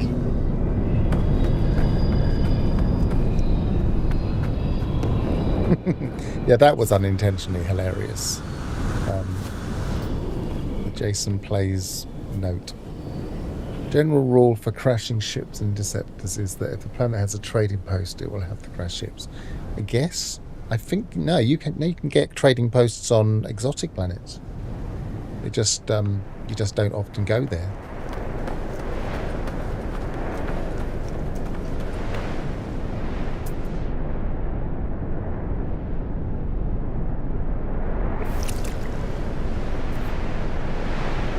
I love these mushy things that just retract when you go near them.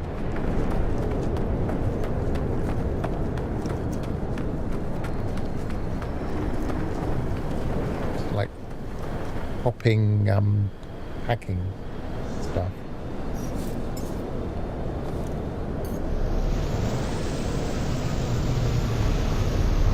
Well, let's go to an exotic world in a minute, because I'm pretty sure I've been on a trading post on an exotic, because that was one of the ways we used to be able to get the pirates if we wanted one of the pirate ships, which is hard to do, and that didn't work in the end.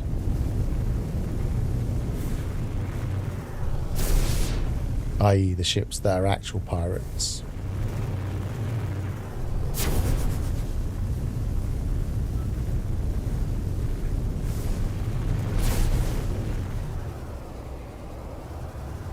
What is that yellow? I don't think that's water, but I'm just going to go back down and have a look.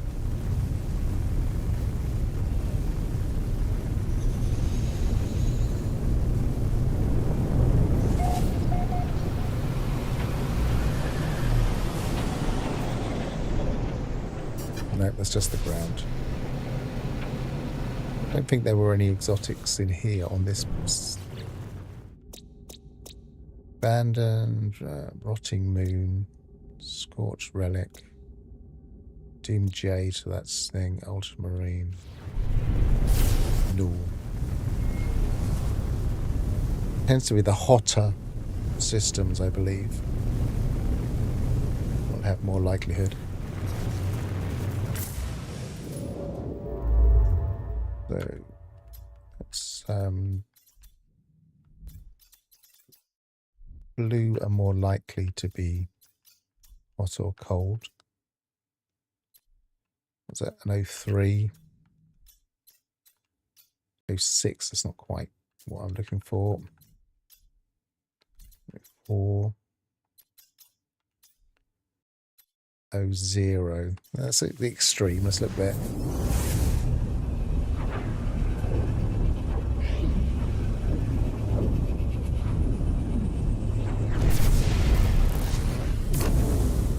Hey, we've got one of these anyway.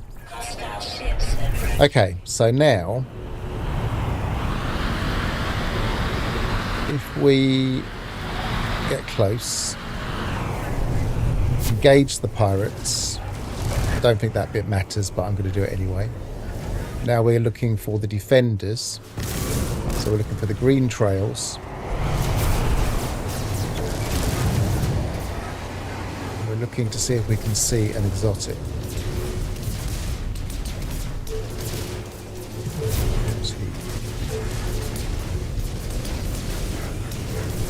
That's a fighter. Theoretically, I could just shoot them all and then just use my scanner to see what's left. But that can take time. I don't really want to take that much time if I'm hunting for exotics. I just want to look to see if I like the exotic.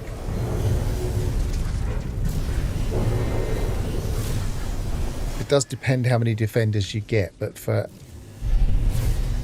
an attack with 10, I think it was. It's gone away now. Yeah, 10 pirates. It should be a number of defenders. Where are they, though? I've only seen him and one other.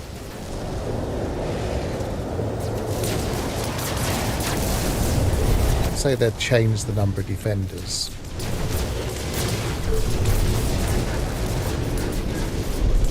Right, I'm going to fly away and come back.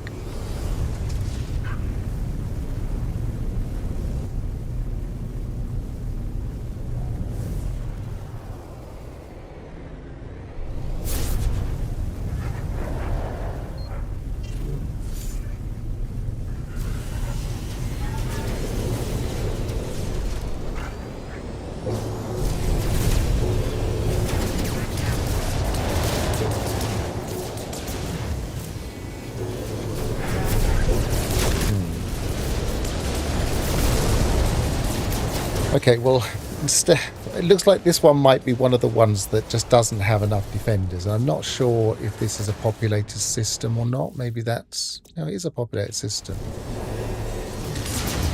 But what I would do if I was looking for exotics here is I would reload. So let's do that. Go back to my restore point.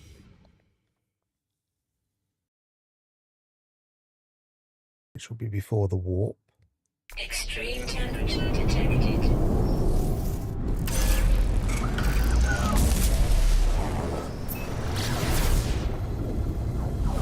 Pick perhaps a more promising system rather than some weird blue planet. Let's pick a yellow system.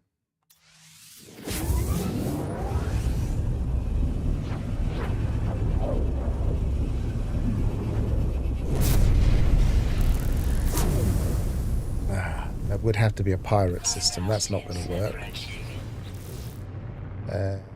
Reload, restore point.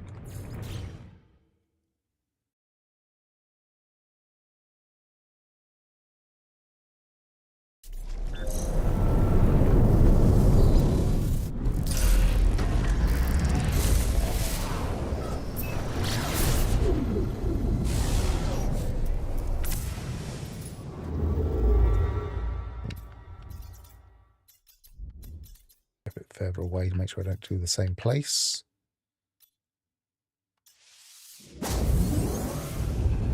It's dissonant as well.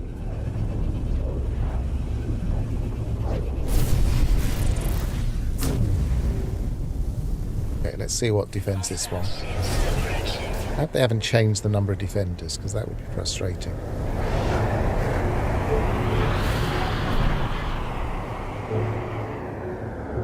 I see one defender.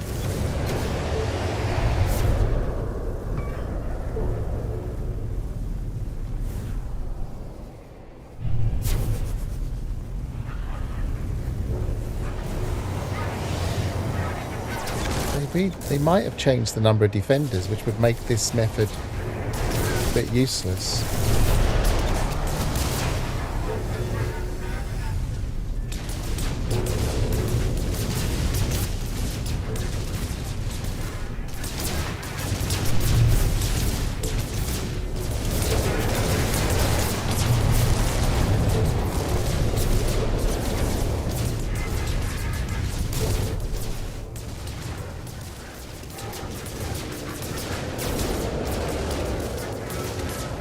Usually, if I had this many pirates attacking,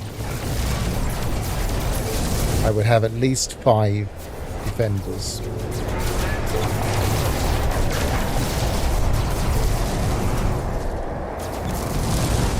One of them being an exotic.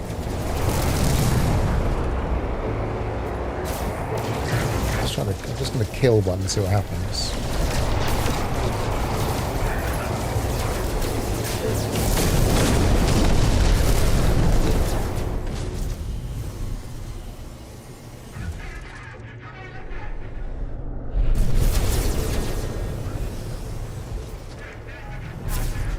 change anything.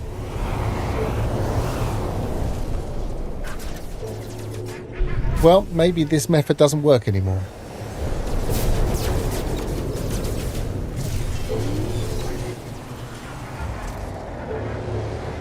Either way, we have an exotic planet here.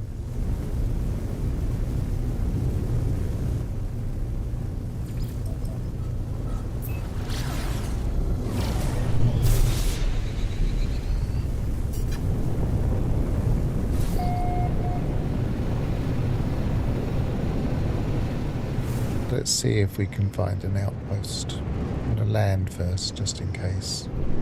Because now I'm thinking about it, you might be right. I might have been thinking of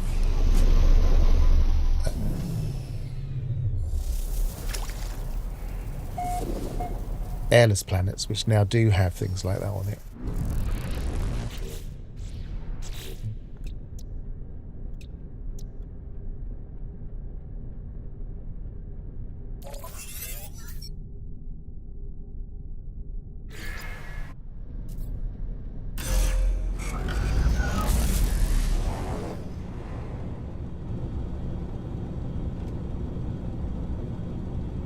Yeah, that's off planet. So yeah, you're right, they don't seem to have them on exotics. Pretty sure they do have them on airless though, but we can test that.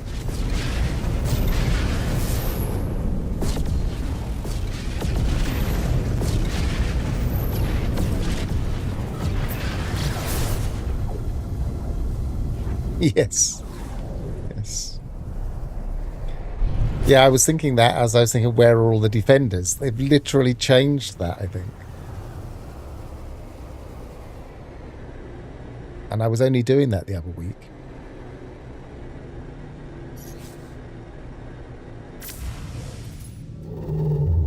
Yeah, and it doesn't put it in the patch notes. For instance, they're quite often messing around with the combat, space combat. I think they're trying to find the ideal mix of variables that they're already in the engine. But they don't tell you that they've changed anything.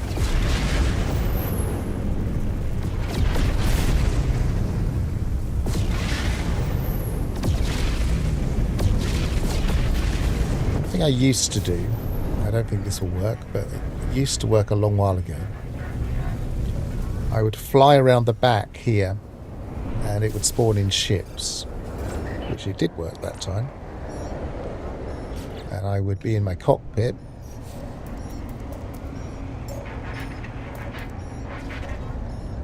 And I would just check the ships and see if any of those were exotics, and obviously they're not. Sometimes it's a little bit more efficient and more repeatable, because if you're in a certain area of space, it's more likely. Which is why sometimes you'll go to a trading post and you'll see the exotic all the time.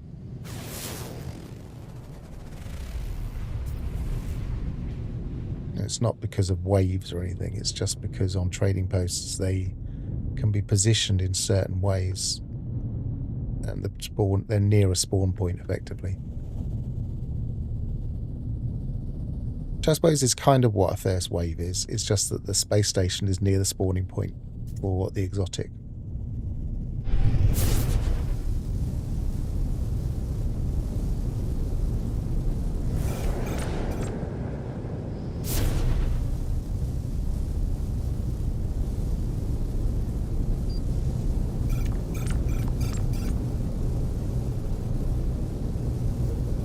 While I'm thinking of it, this can be a tip that not many people know. And again, this could call me a lie because they might have changed it. And this has changed in the past.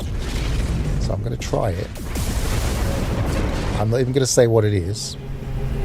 And if it works, I'll explain.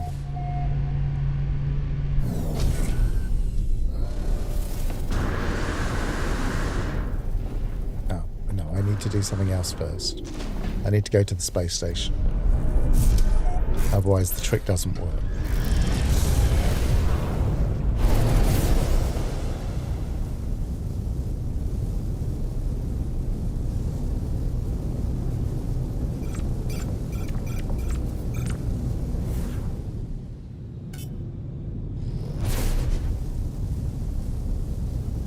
I've so nearly made a video about this a number of times. Every time I come to make a video, it seems to get patched out and then it comes back again.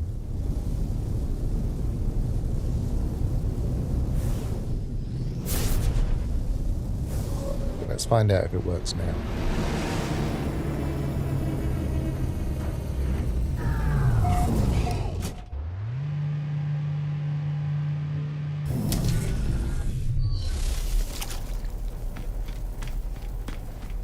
Go back to my freighter.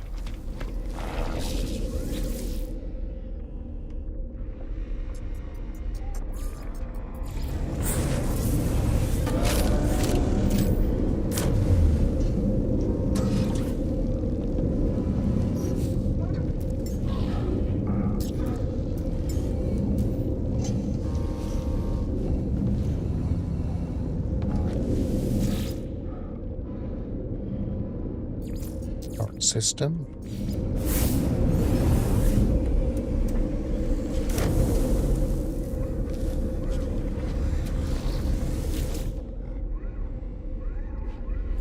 Freighter.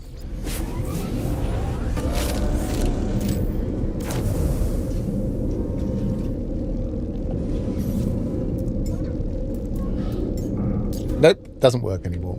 For a while, for a very long while, if you were in your freighter and you went to the local space station and back using your teleport, you could switch to any ship in your list. But now it's saying it's in my hangar. So, I thought it stopped working recently. It used to be really useful. If you were standing in your freighter and you wanted to get something out of your ship, it was quicker to teleport. Now, the other option is to go to reset position in freighter.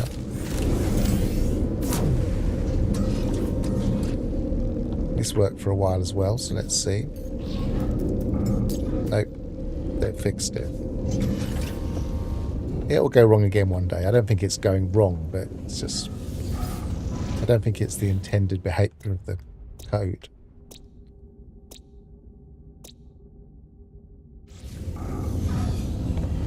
Go and have a look at that paradise planet. It's calling to us.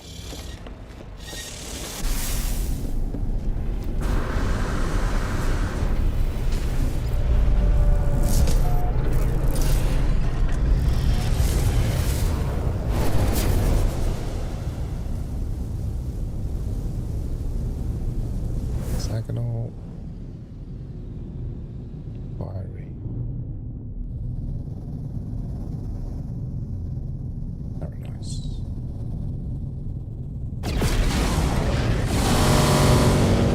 I hate it when it does that. Especially when I'm wearing headphones.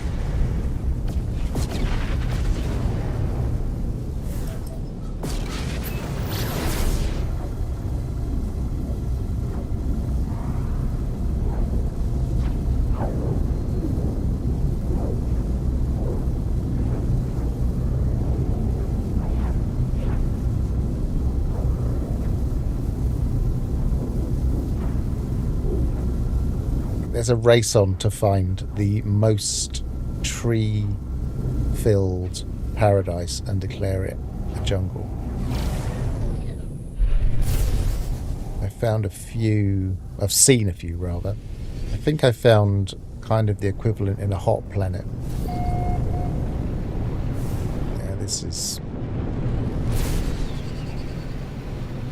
an Origins planet by the look of it.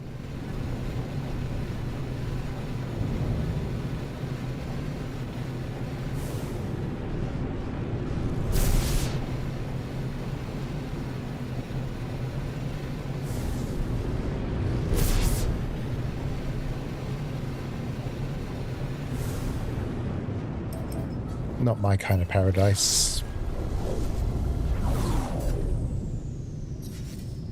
Right, where were we? Go to a yellow system.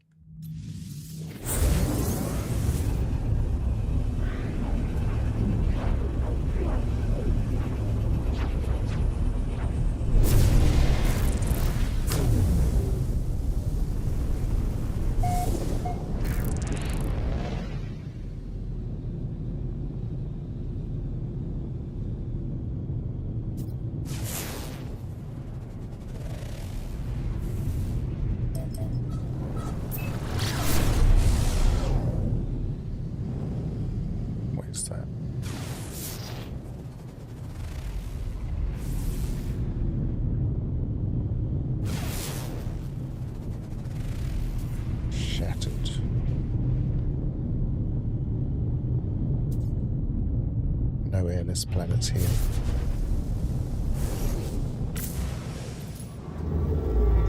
And not, well, it was quite a long while ago now. They introduced points of interest on airless planets. I'm reasonably sure one of the points of interest they put back were the trade posts. And some people were using those trade posts because they reckoned they could get the pirate ships on them, but I don't think it worked.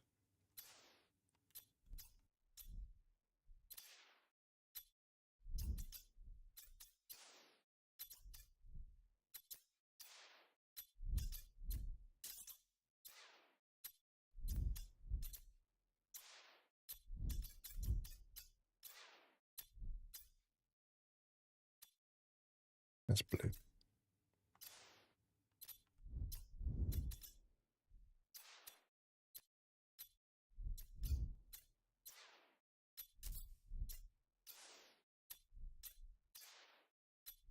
Not finding any giants at all now.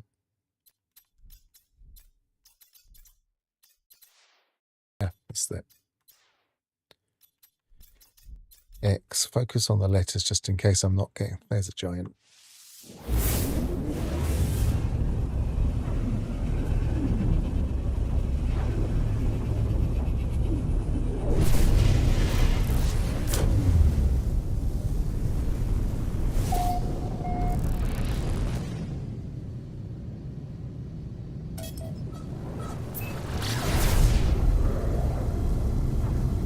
I was using my freighter and keep forgetting.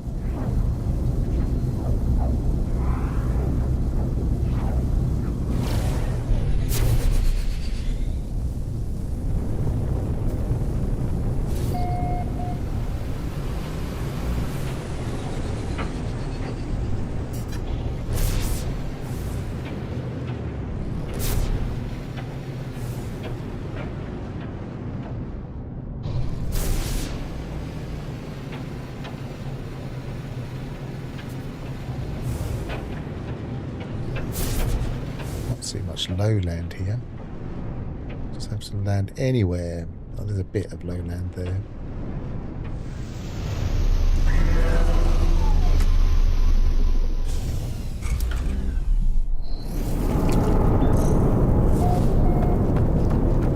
I mean, you don't take my word for it, go and have a look, but because I haven't been to one for so long, trade post on an airless world, that I couldn't guarantee they haven't changed it, but they definitely had them for a while.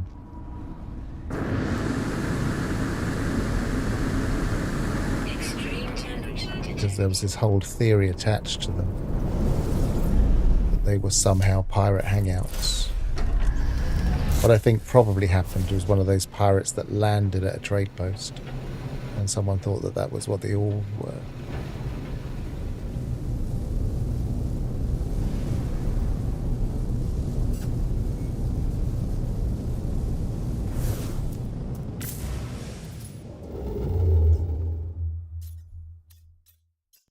If you're wondering why I'm talking about pirate ships, there are 5 ships that spawn in every system that are pirate ships.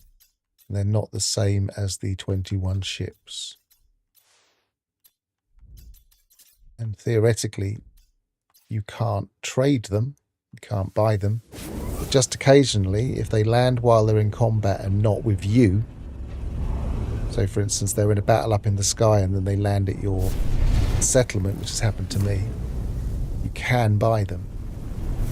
Which is unusual because they're just not part of the 21 ships. And that's it. There's nothing special about them. They're just ships. They're just a different model. But it's just one of those weird quirks of the game.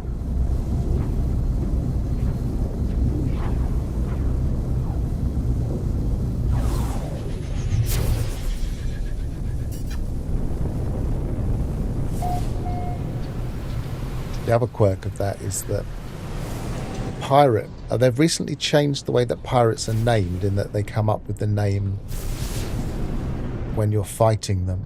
Another wormy planet. So it's possible that they've changed this, but for a while there were also 5 different pirate names, but they would be flying different ships each time you saw them.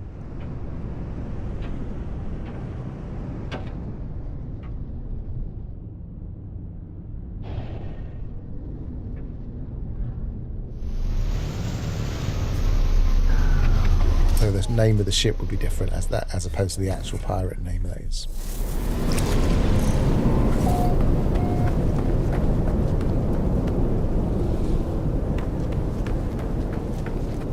I don't think I've got all the words on this. So I haven't.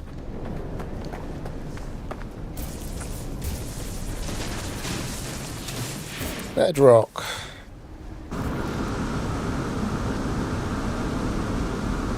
Extreme temperature detected. Quite like the look of this one. It's got a better mix of colours. Kind of almost fleshy. I've not seen this bug that people have been talking about where it's pixelated on the ground on gas giants. Textures look fine.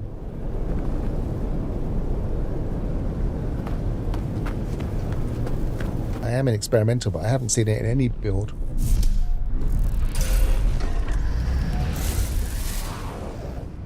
Come on. Thank you.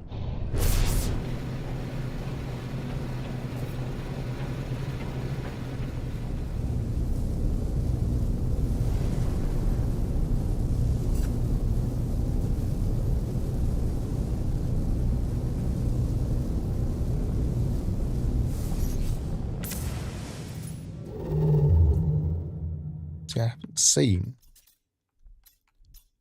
a single normal giant. How many? Hang on. Have I just found one just as I'm saying that? Is that 3 moons?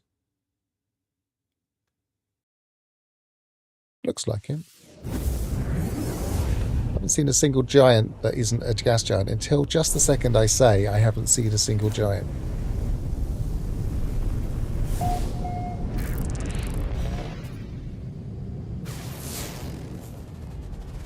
This is a paradise giant. That's nice.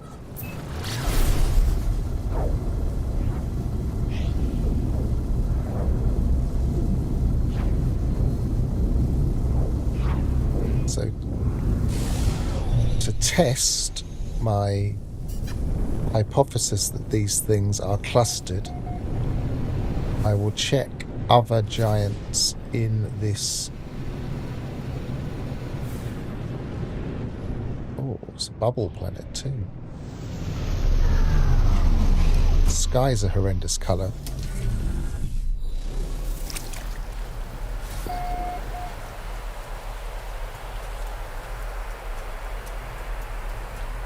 It's nice though. Got a nice ambience. Units received. Units received. Units received. One more. I've just gone off with the thing.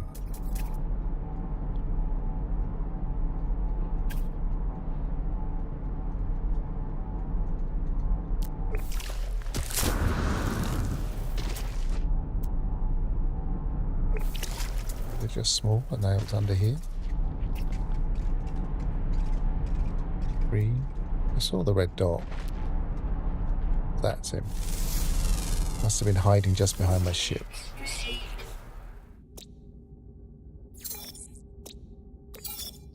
Now, I didn't know, and I don't know if this has always been the case. I don't think it has, but I didn't know that if we shoot these, we get nanites. There we were feeding them and getting nanites from chewy wires. We can just shoot them. I didn't know that. I think that's new.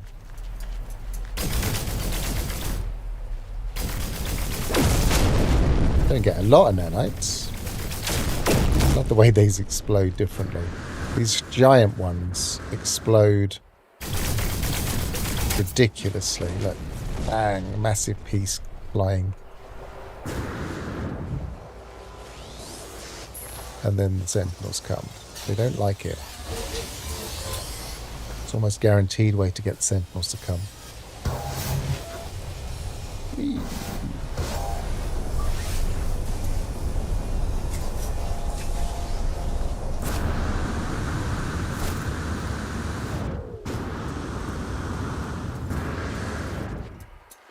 yesterday when I did this on a planet. Couldn't get the Sentinels to stop. The searching thing didn't come up, but this time at least it has. So this looks like a local gravity inversion as opposed to a gravity storm. So it's quite nice as well for a paradise planet. If anybody wants to come and settle on a weird paradise planet, then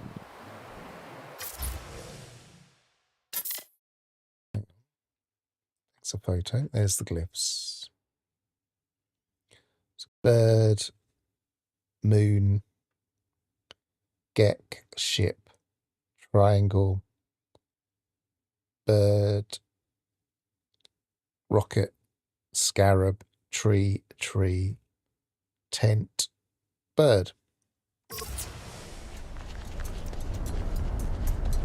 It's got some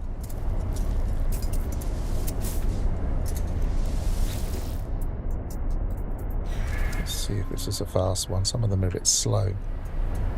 Come on. Actually move? Oh, it's caught in the gravity thing, I think.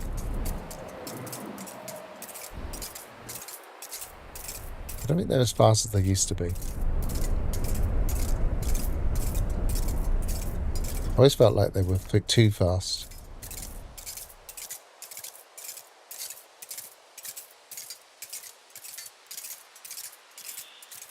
Yeah, I didn't think it was nanites, and I mean, as you say, it might have been at one time. It vaguely seems like they might have been at one time when they first arrived. And then there was that whole thing about feeding them wasn't consistent, and then they seemed to change it so that when you fed them, then you could get chewy wires from them, which tugget wires, that still works. And chewy wires consume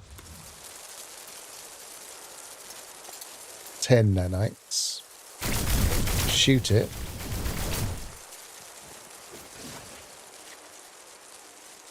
Eight nanites. So slightly better off treating them nicely. Especially if you've got a little farm going, but such a slow way to get nanites. I wish they'd just up that a little bit for these, because it's a nice farming for nanites by literally farming. It's quite nice. We've got different localized. We've got electric storms as well. These were following me the other day. If you walk through them, I don't know if they... Ow, ow, ow, ow, ow, ow, ow. It kind of persists on you for a while. And the other day it just kept following me.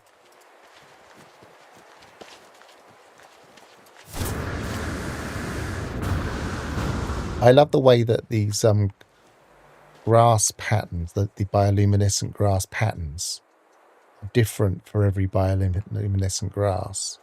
So there's a huge variety of light patterns that most people don't even notice is a variation.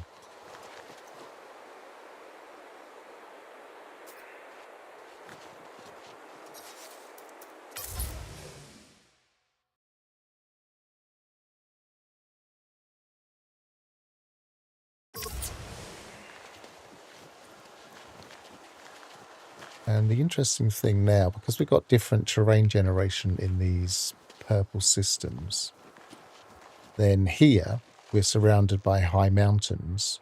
If we go somewhere else, we might not be, or there might be a bigger cluster of mountains, or there might be high hills. And it's obviously it's so huge that you can find all sorts of landscapes. So let's just fly around a bit.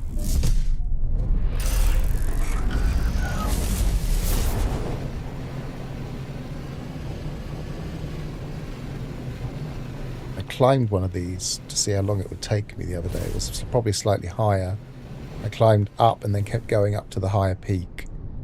It did take a while. It didn't take like light, no fire. It will take you ages to get. But then it could have been one of those exaggerations that sure Murray is very fond of. Like, they're kilometres deep water. Well, a kilometre and a half deep water. Well, that's a nice bit of structure there.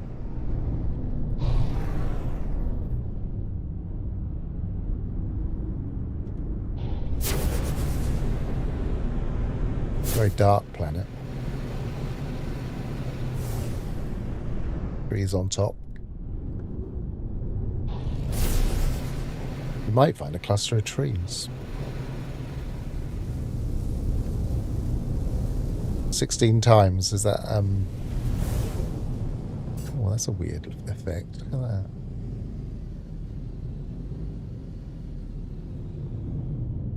That doesn't look normal.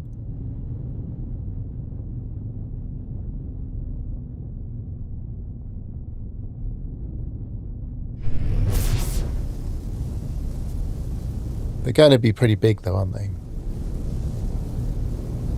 I built a nanite livestock farm with the harvester and robo animals. Only issue was I had to sit at my base the entire time. Yeah, that's one of the problems with farming in general, animal farming in general, is that it's not persistent. It seemed to be slightly persistent last time I was looking, but like it seemed as if occasionally you'd get a few things extra in there that you didn't have when you left. But I couldn't work out a pattern, because other times it would just not change at all.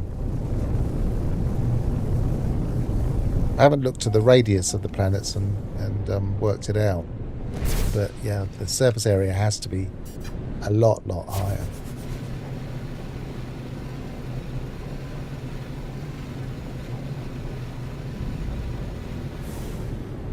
See, normally I would fly to the sunny side, but that's going to be a long way away.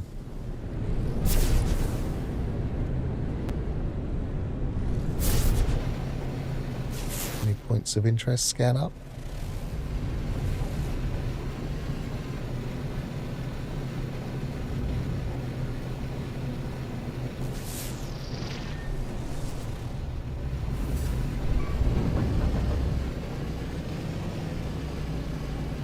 These are quite rolling mountains. So those are actually the clouds, and there's a pattern to the clouds, and you can see it at this scale.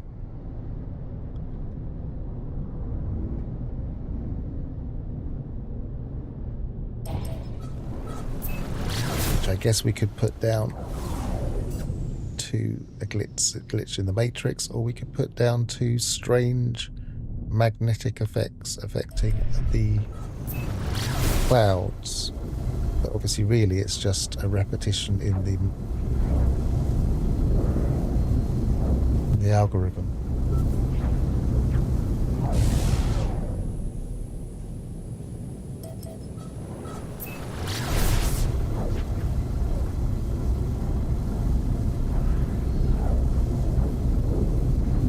Another off-topic question.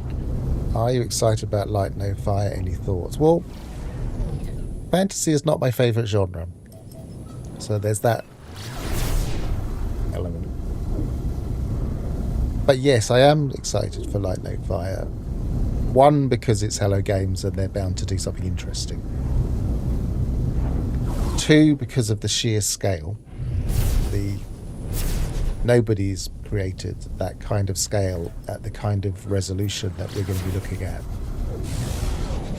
And three, because they must have theoretically used a much higher resolution for their underlying maths. One of the problems with making larger planets is that you're limited by floating point arithmetic, and you can't just get away with doing a rounding an error check.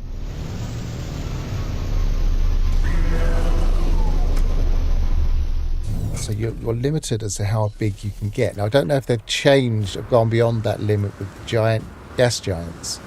They will definitely be going beyond that limit with light no fire. So it's interesting new technology.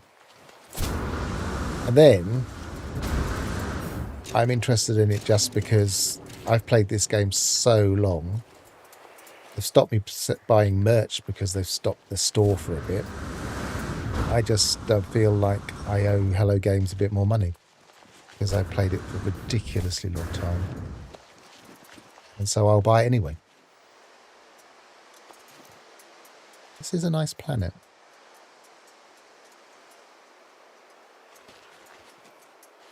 Maybe I should put down a base just in case I want to come back.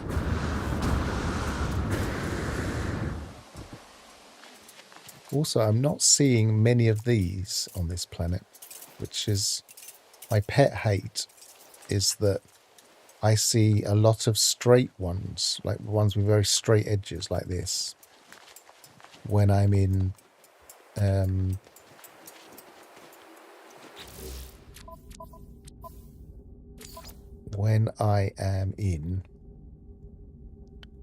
Planet Quality Ultra, and I usually drop it down to high, but I often leave it on Ultra when there's a new version of the game out, just in case they've fixed it. Some planets are really bad, but it has improved a little bit with this version. I mean, as you can see, Ignition, I am just exploring and just chilling out now because I've got fed up with the fish. So if you have questions, just ask them. It's not like you're distracting me from anything now. And even when you were distracting me from the fishing, that wasn't a bad thing. They're nice trees. They're not new, I don't think, but they're nice.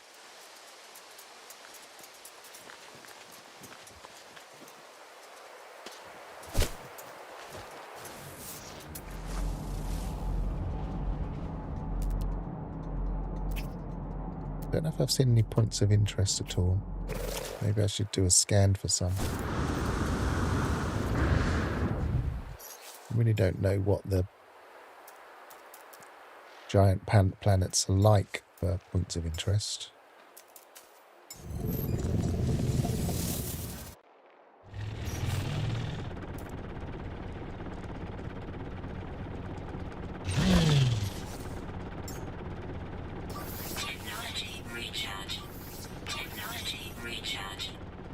I saw the very, very last comment, which is maybe don't look at Reddit quite so much and make videos instead. But that's the problem with that theory, is that I learn an awful lot about the game by just chatting to people about the game,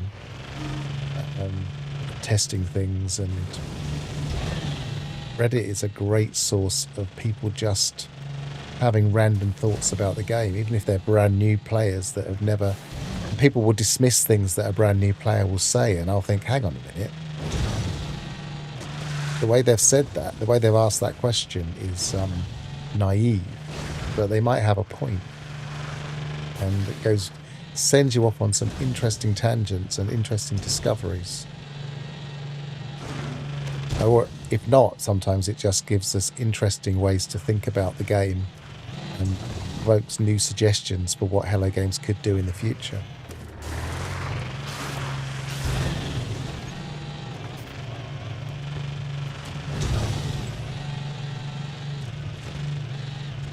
So I'm not giving up Reddit anytime soon, but I don't do much else on Reddit apart from visiting the No Man's Sky discussions. What else do I look at? I look at Marvel because I'm a comic reader, and I look at I don't think what else I look at.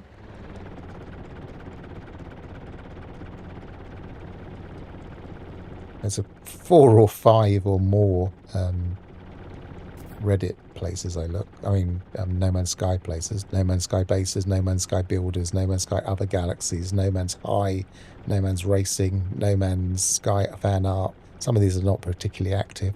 No Man's Sky Egg Trade, that was a really good idea, but nobody ever took it up. I didn't start it. No Man's Sky Seed Exploration, I don't think anybody's used that for years. One online at the moment, probably me. And obviously No Man's Sky the game, which is where I spend a lot of time. I look at Light No Fire a lot on there. And I keep an eye on some comic book art. And everything else is No Man's Sky. Oh, and Thor, because I'm a big Thor comic fan. Oh, and Towers of Agashba, which I am playing occasionally. It's a really interesting game. It has a lot of potential. And X-Men. That's it.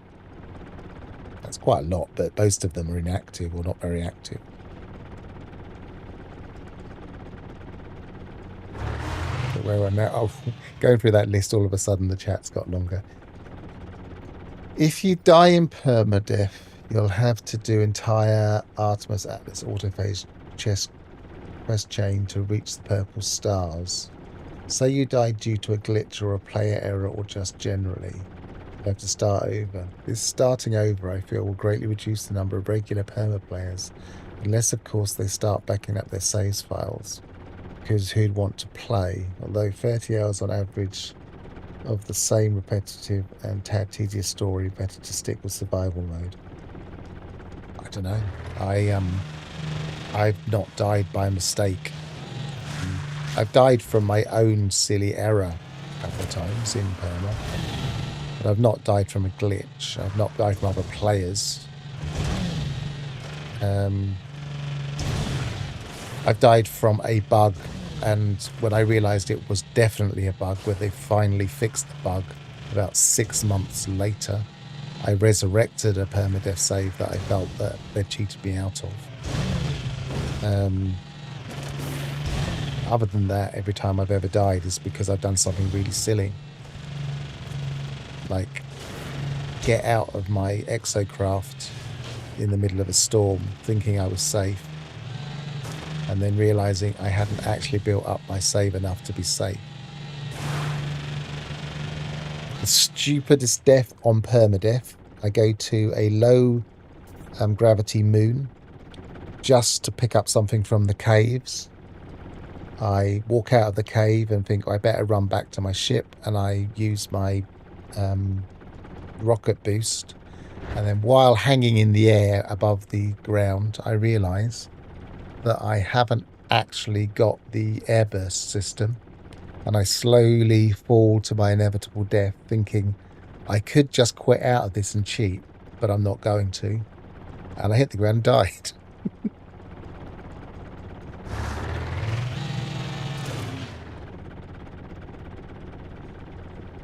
Yeah, I've seen quite a few people use batch file systems in the past. I just haven't had that many problems. I've never had to worry about it.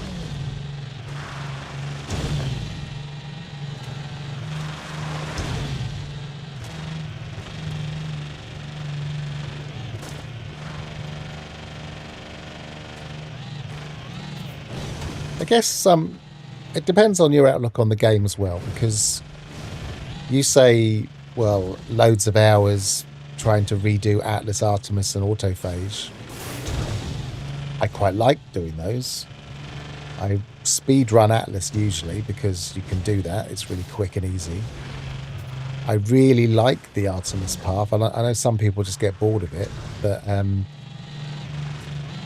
I really like it. I like the story. I like thinking about it. I like... every time I do it, I read something slightly different, or it hits me slightly differently.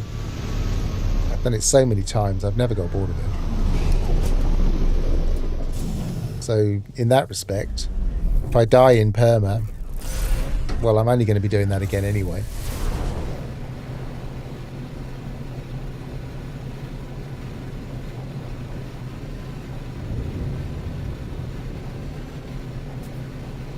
I'd like to have some light here.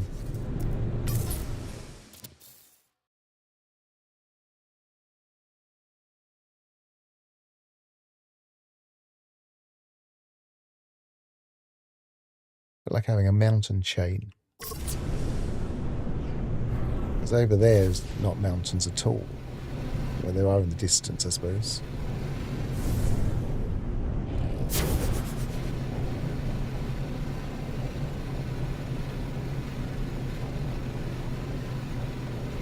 But yeah, if you're the type of person that finds the story a little bit boring, I mean, what would it take? I think I've got I've done a no, it's survival. I did a survival save and got through the purge and got to Islington in 15 hours. And I wasn't really speed running. And I did Atlas Path immediately once I got there, so that was probably another 2 hours at the most. Autophage isn't actually that long a quest, so let's say 3 hours, 4 hours at the most, just to add a bit of rounding. So 15, 16, 17, 18, 19, 21, 22 hours. That's a small game. I acknowledge that, you know, if you buy a brand new game, you can usually do most of the content in about maybe 40, 50 hours, and a short indie game maybe 20 hours. But as long as I'm enjoying myself.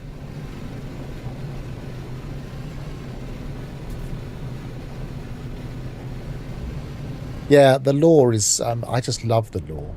And there are so many little bits of lore that make me think that there's so much more potential in this game that they could do. And for those of you that have seen my Is This the End of No Man's Sky video, or whatever that title was, I honestly think they're going to work on a prequel. They could be working on a prequel right now.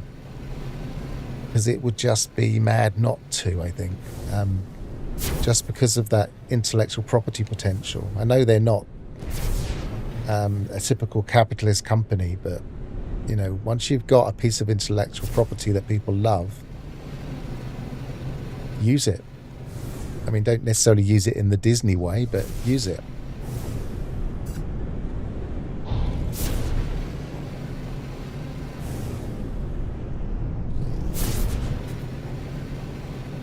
Because why not? You're going to make money. I really like the little comic that came with the original game, which I didn't have. I didn't buy the game originally, so I had to kind of find it online. But I quite like it. And even the prose story is interesting. It's not great, but it's interesting. But the comic is really quite nice. I've actually considered, because I do write stories as a thing that I like to do in my spare time when I'm relaxing. I've considered writing a few short stories of No Man's Sky universe, and then making little video, almost like video comics, to tell those stories using the game engine. Just because it would be fun, and I would like it. I don't know if other people would care, but I would love it. And I've got a couple of stories already in my head that I might tell. Doesn't fit with my other content, but then my content's not particularly focused.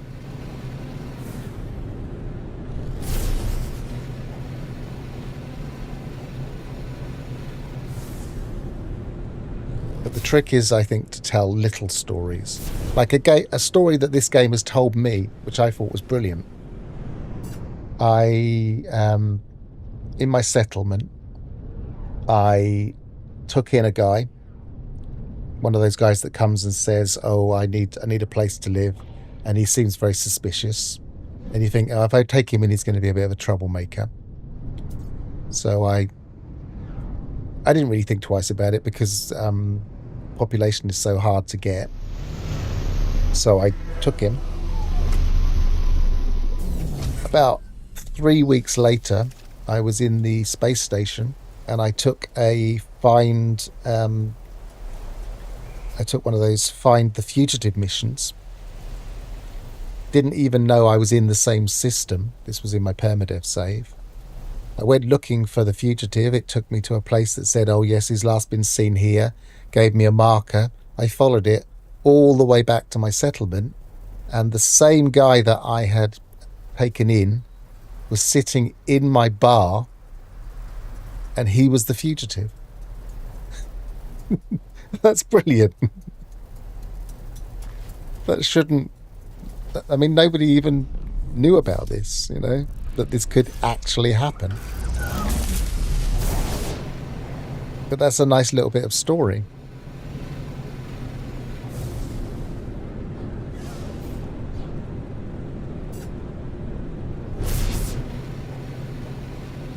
And I don't know if it's deliberate, but surely that can't happen by accident.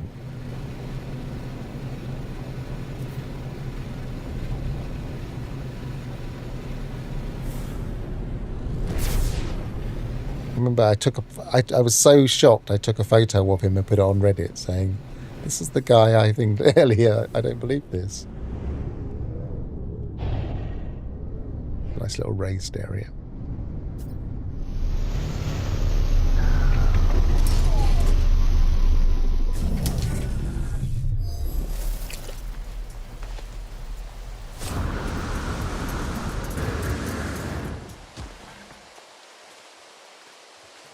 See, look, that must be a bug. Those lines are not natural.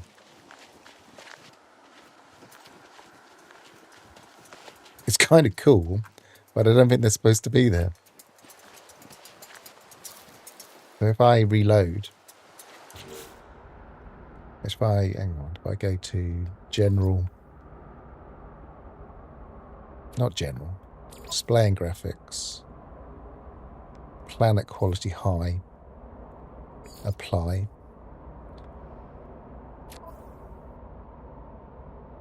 I think I have to go right out.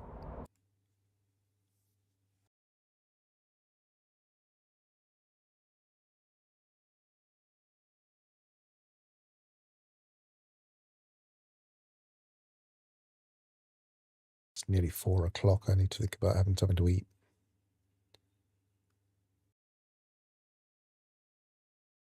See, when I just want to chill and relax and play this game, this is the kind of thing I would do. I would just go to a planet, just have a look around for ages. And these huge planets are just going to be perfect for that kind of play.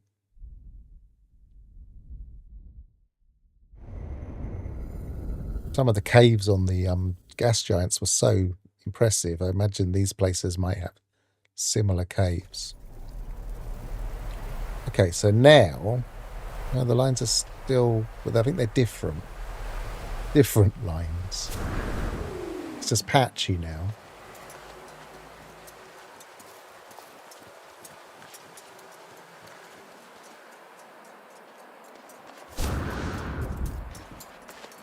And if I go down again, I'm doing this because I might send a clip to Hello Games. So I've done this before. I've told them about this, but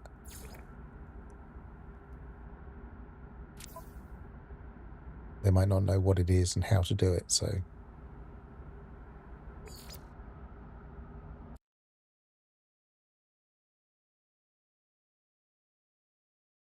I'll start the game up again.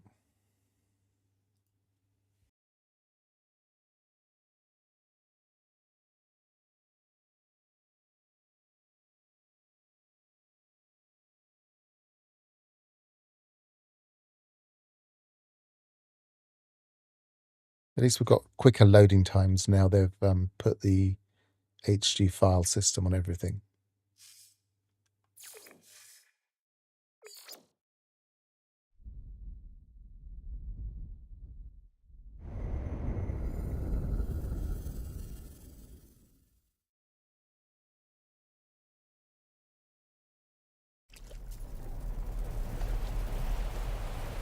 Yeah, I'm seeing it even here. So it's this specific place is just patchy. It's not because of the planet settings. Whereas before, if I would turn the planet settings down like I have, double check that I did turn them down properly. Then yeah, and it would usually have gone away. So this is just different. I'm not so bothered if it's in all it could just be a quirk of the planet.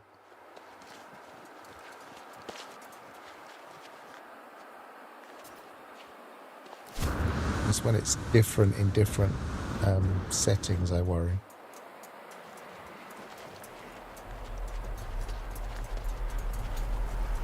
It's almost like these robots are gardening. Trees are in kind of almost in lines as well.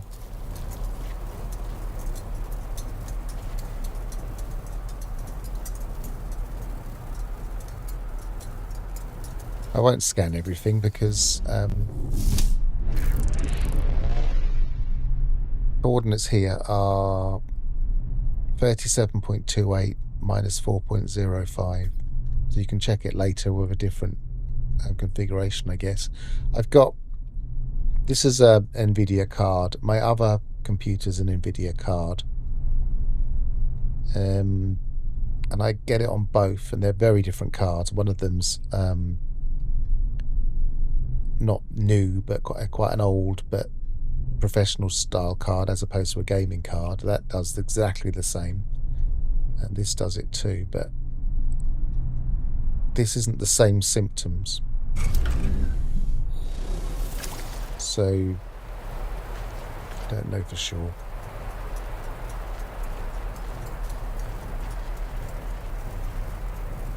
I like that tall tree. If it had more interesting fauna on it, I'd be tempted to move my my treetop base here, because I like the trees, but the reason I've got my treetop base where it is because of the diplos. And these are not quite as interesting, these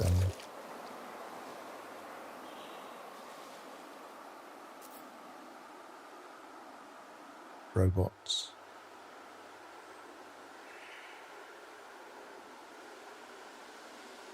Yeah, if it's the same or even if it's different, just drop a note in the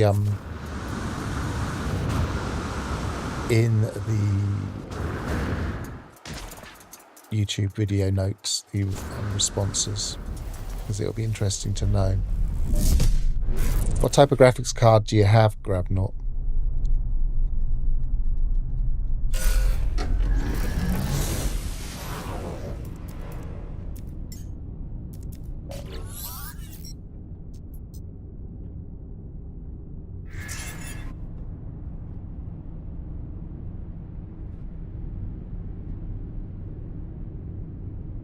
I think that's or anything. Is it an abandoned system?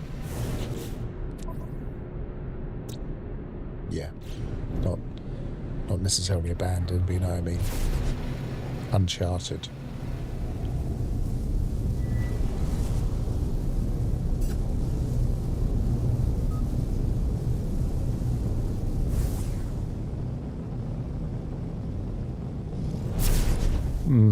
Right, I guess.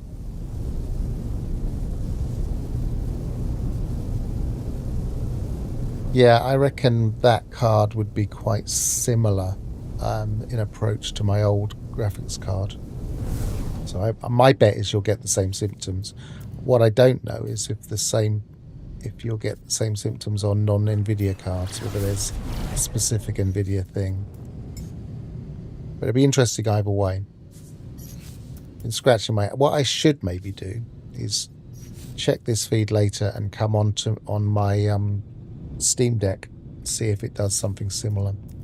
That's a very different graphical approach. They have AMD cards in them, I believe, and also it's a very bespoke card, graphics GPU.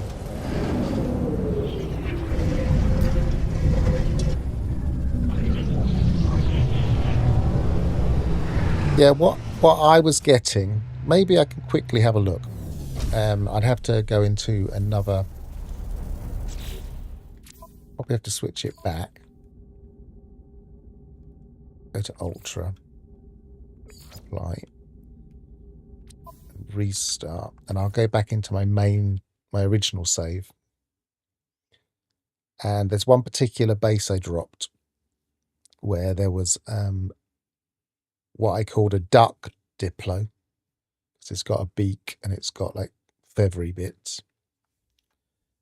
And there the grass consistently didn't work properly, and it was very inconsistent in its consistently didn't work properly.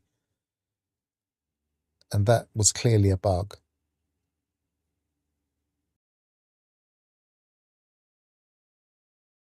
Whereas that planet we were just on, it isn't clearly a bug. It could just be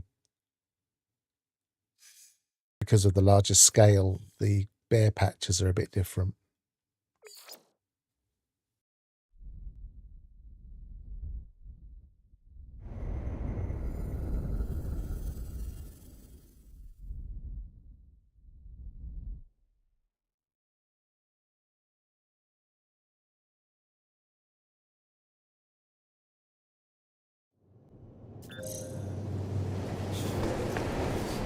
It's taken a while to load in the textures there.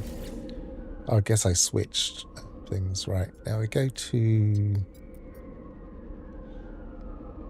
duck build diplo.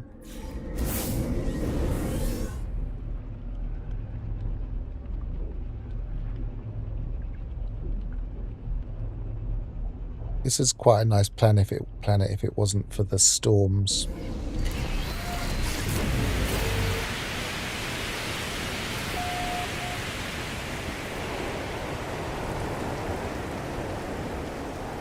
Where's the...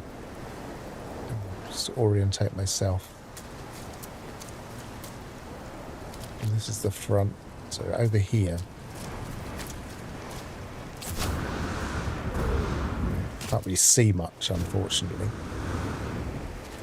I see more on this stream than I can on my screen, so I'll look at the screen.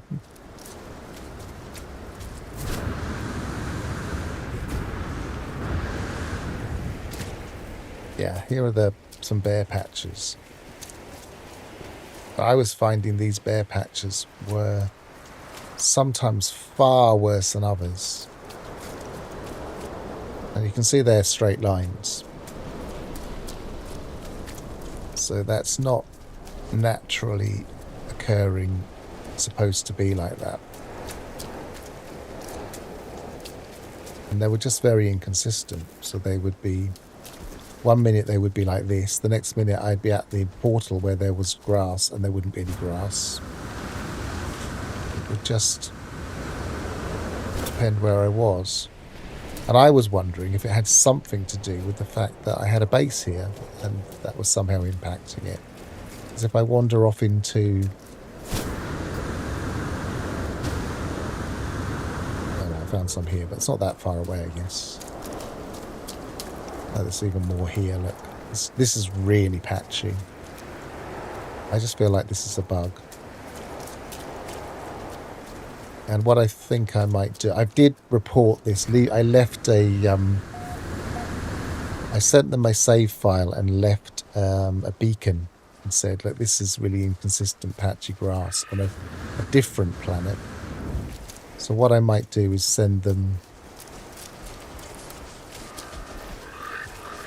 this system and also that giant and just say, is this grass supposed to be like this, and see what they say. They won't say anything, but you know what I mean. You never know, they might get to the bottom of it. But it's not that common. It doesn't happen everywhere.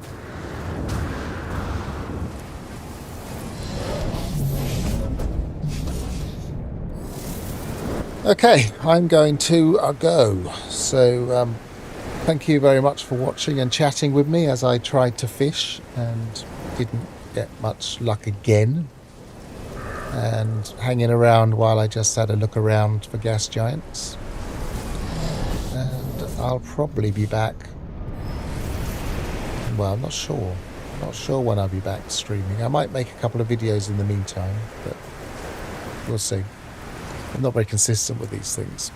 But thanks a lot and happy travels.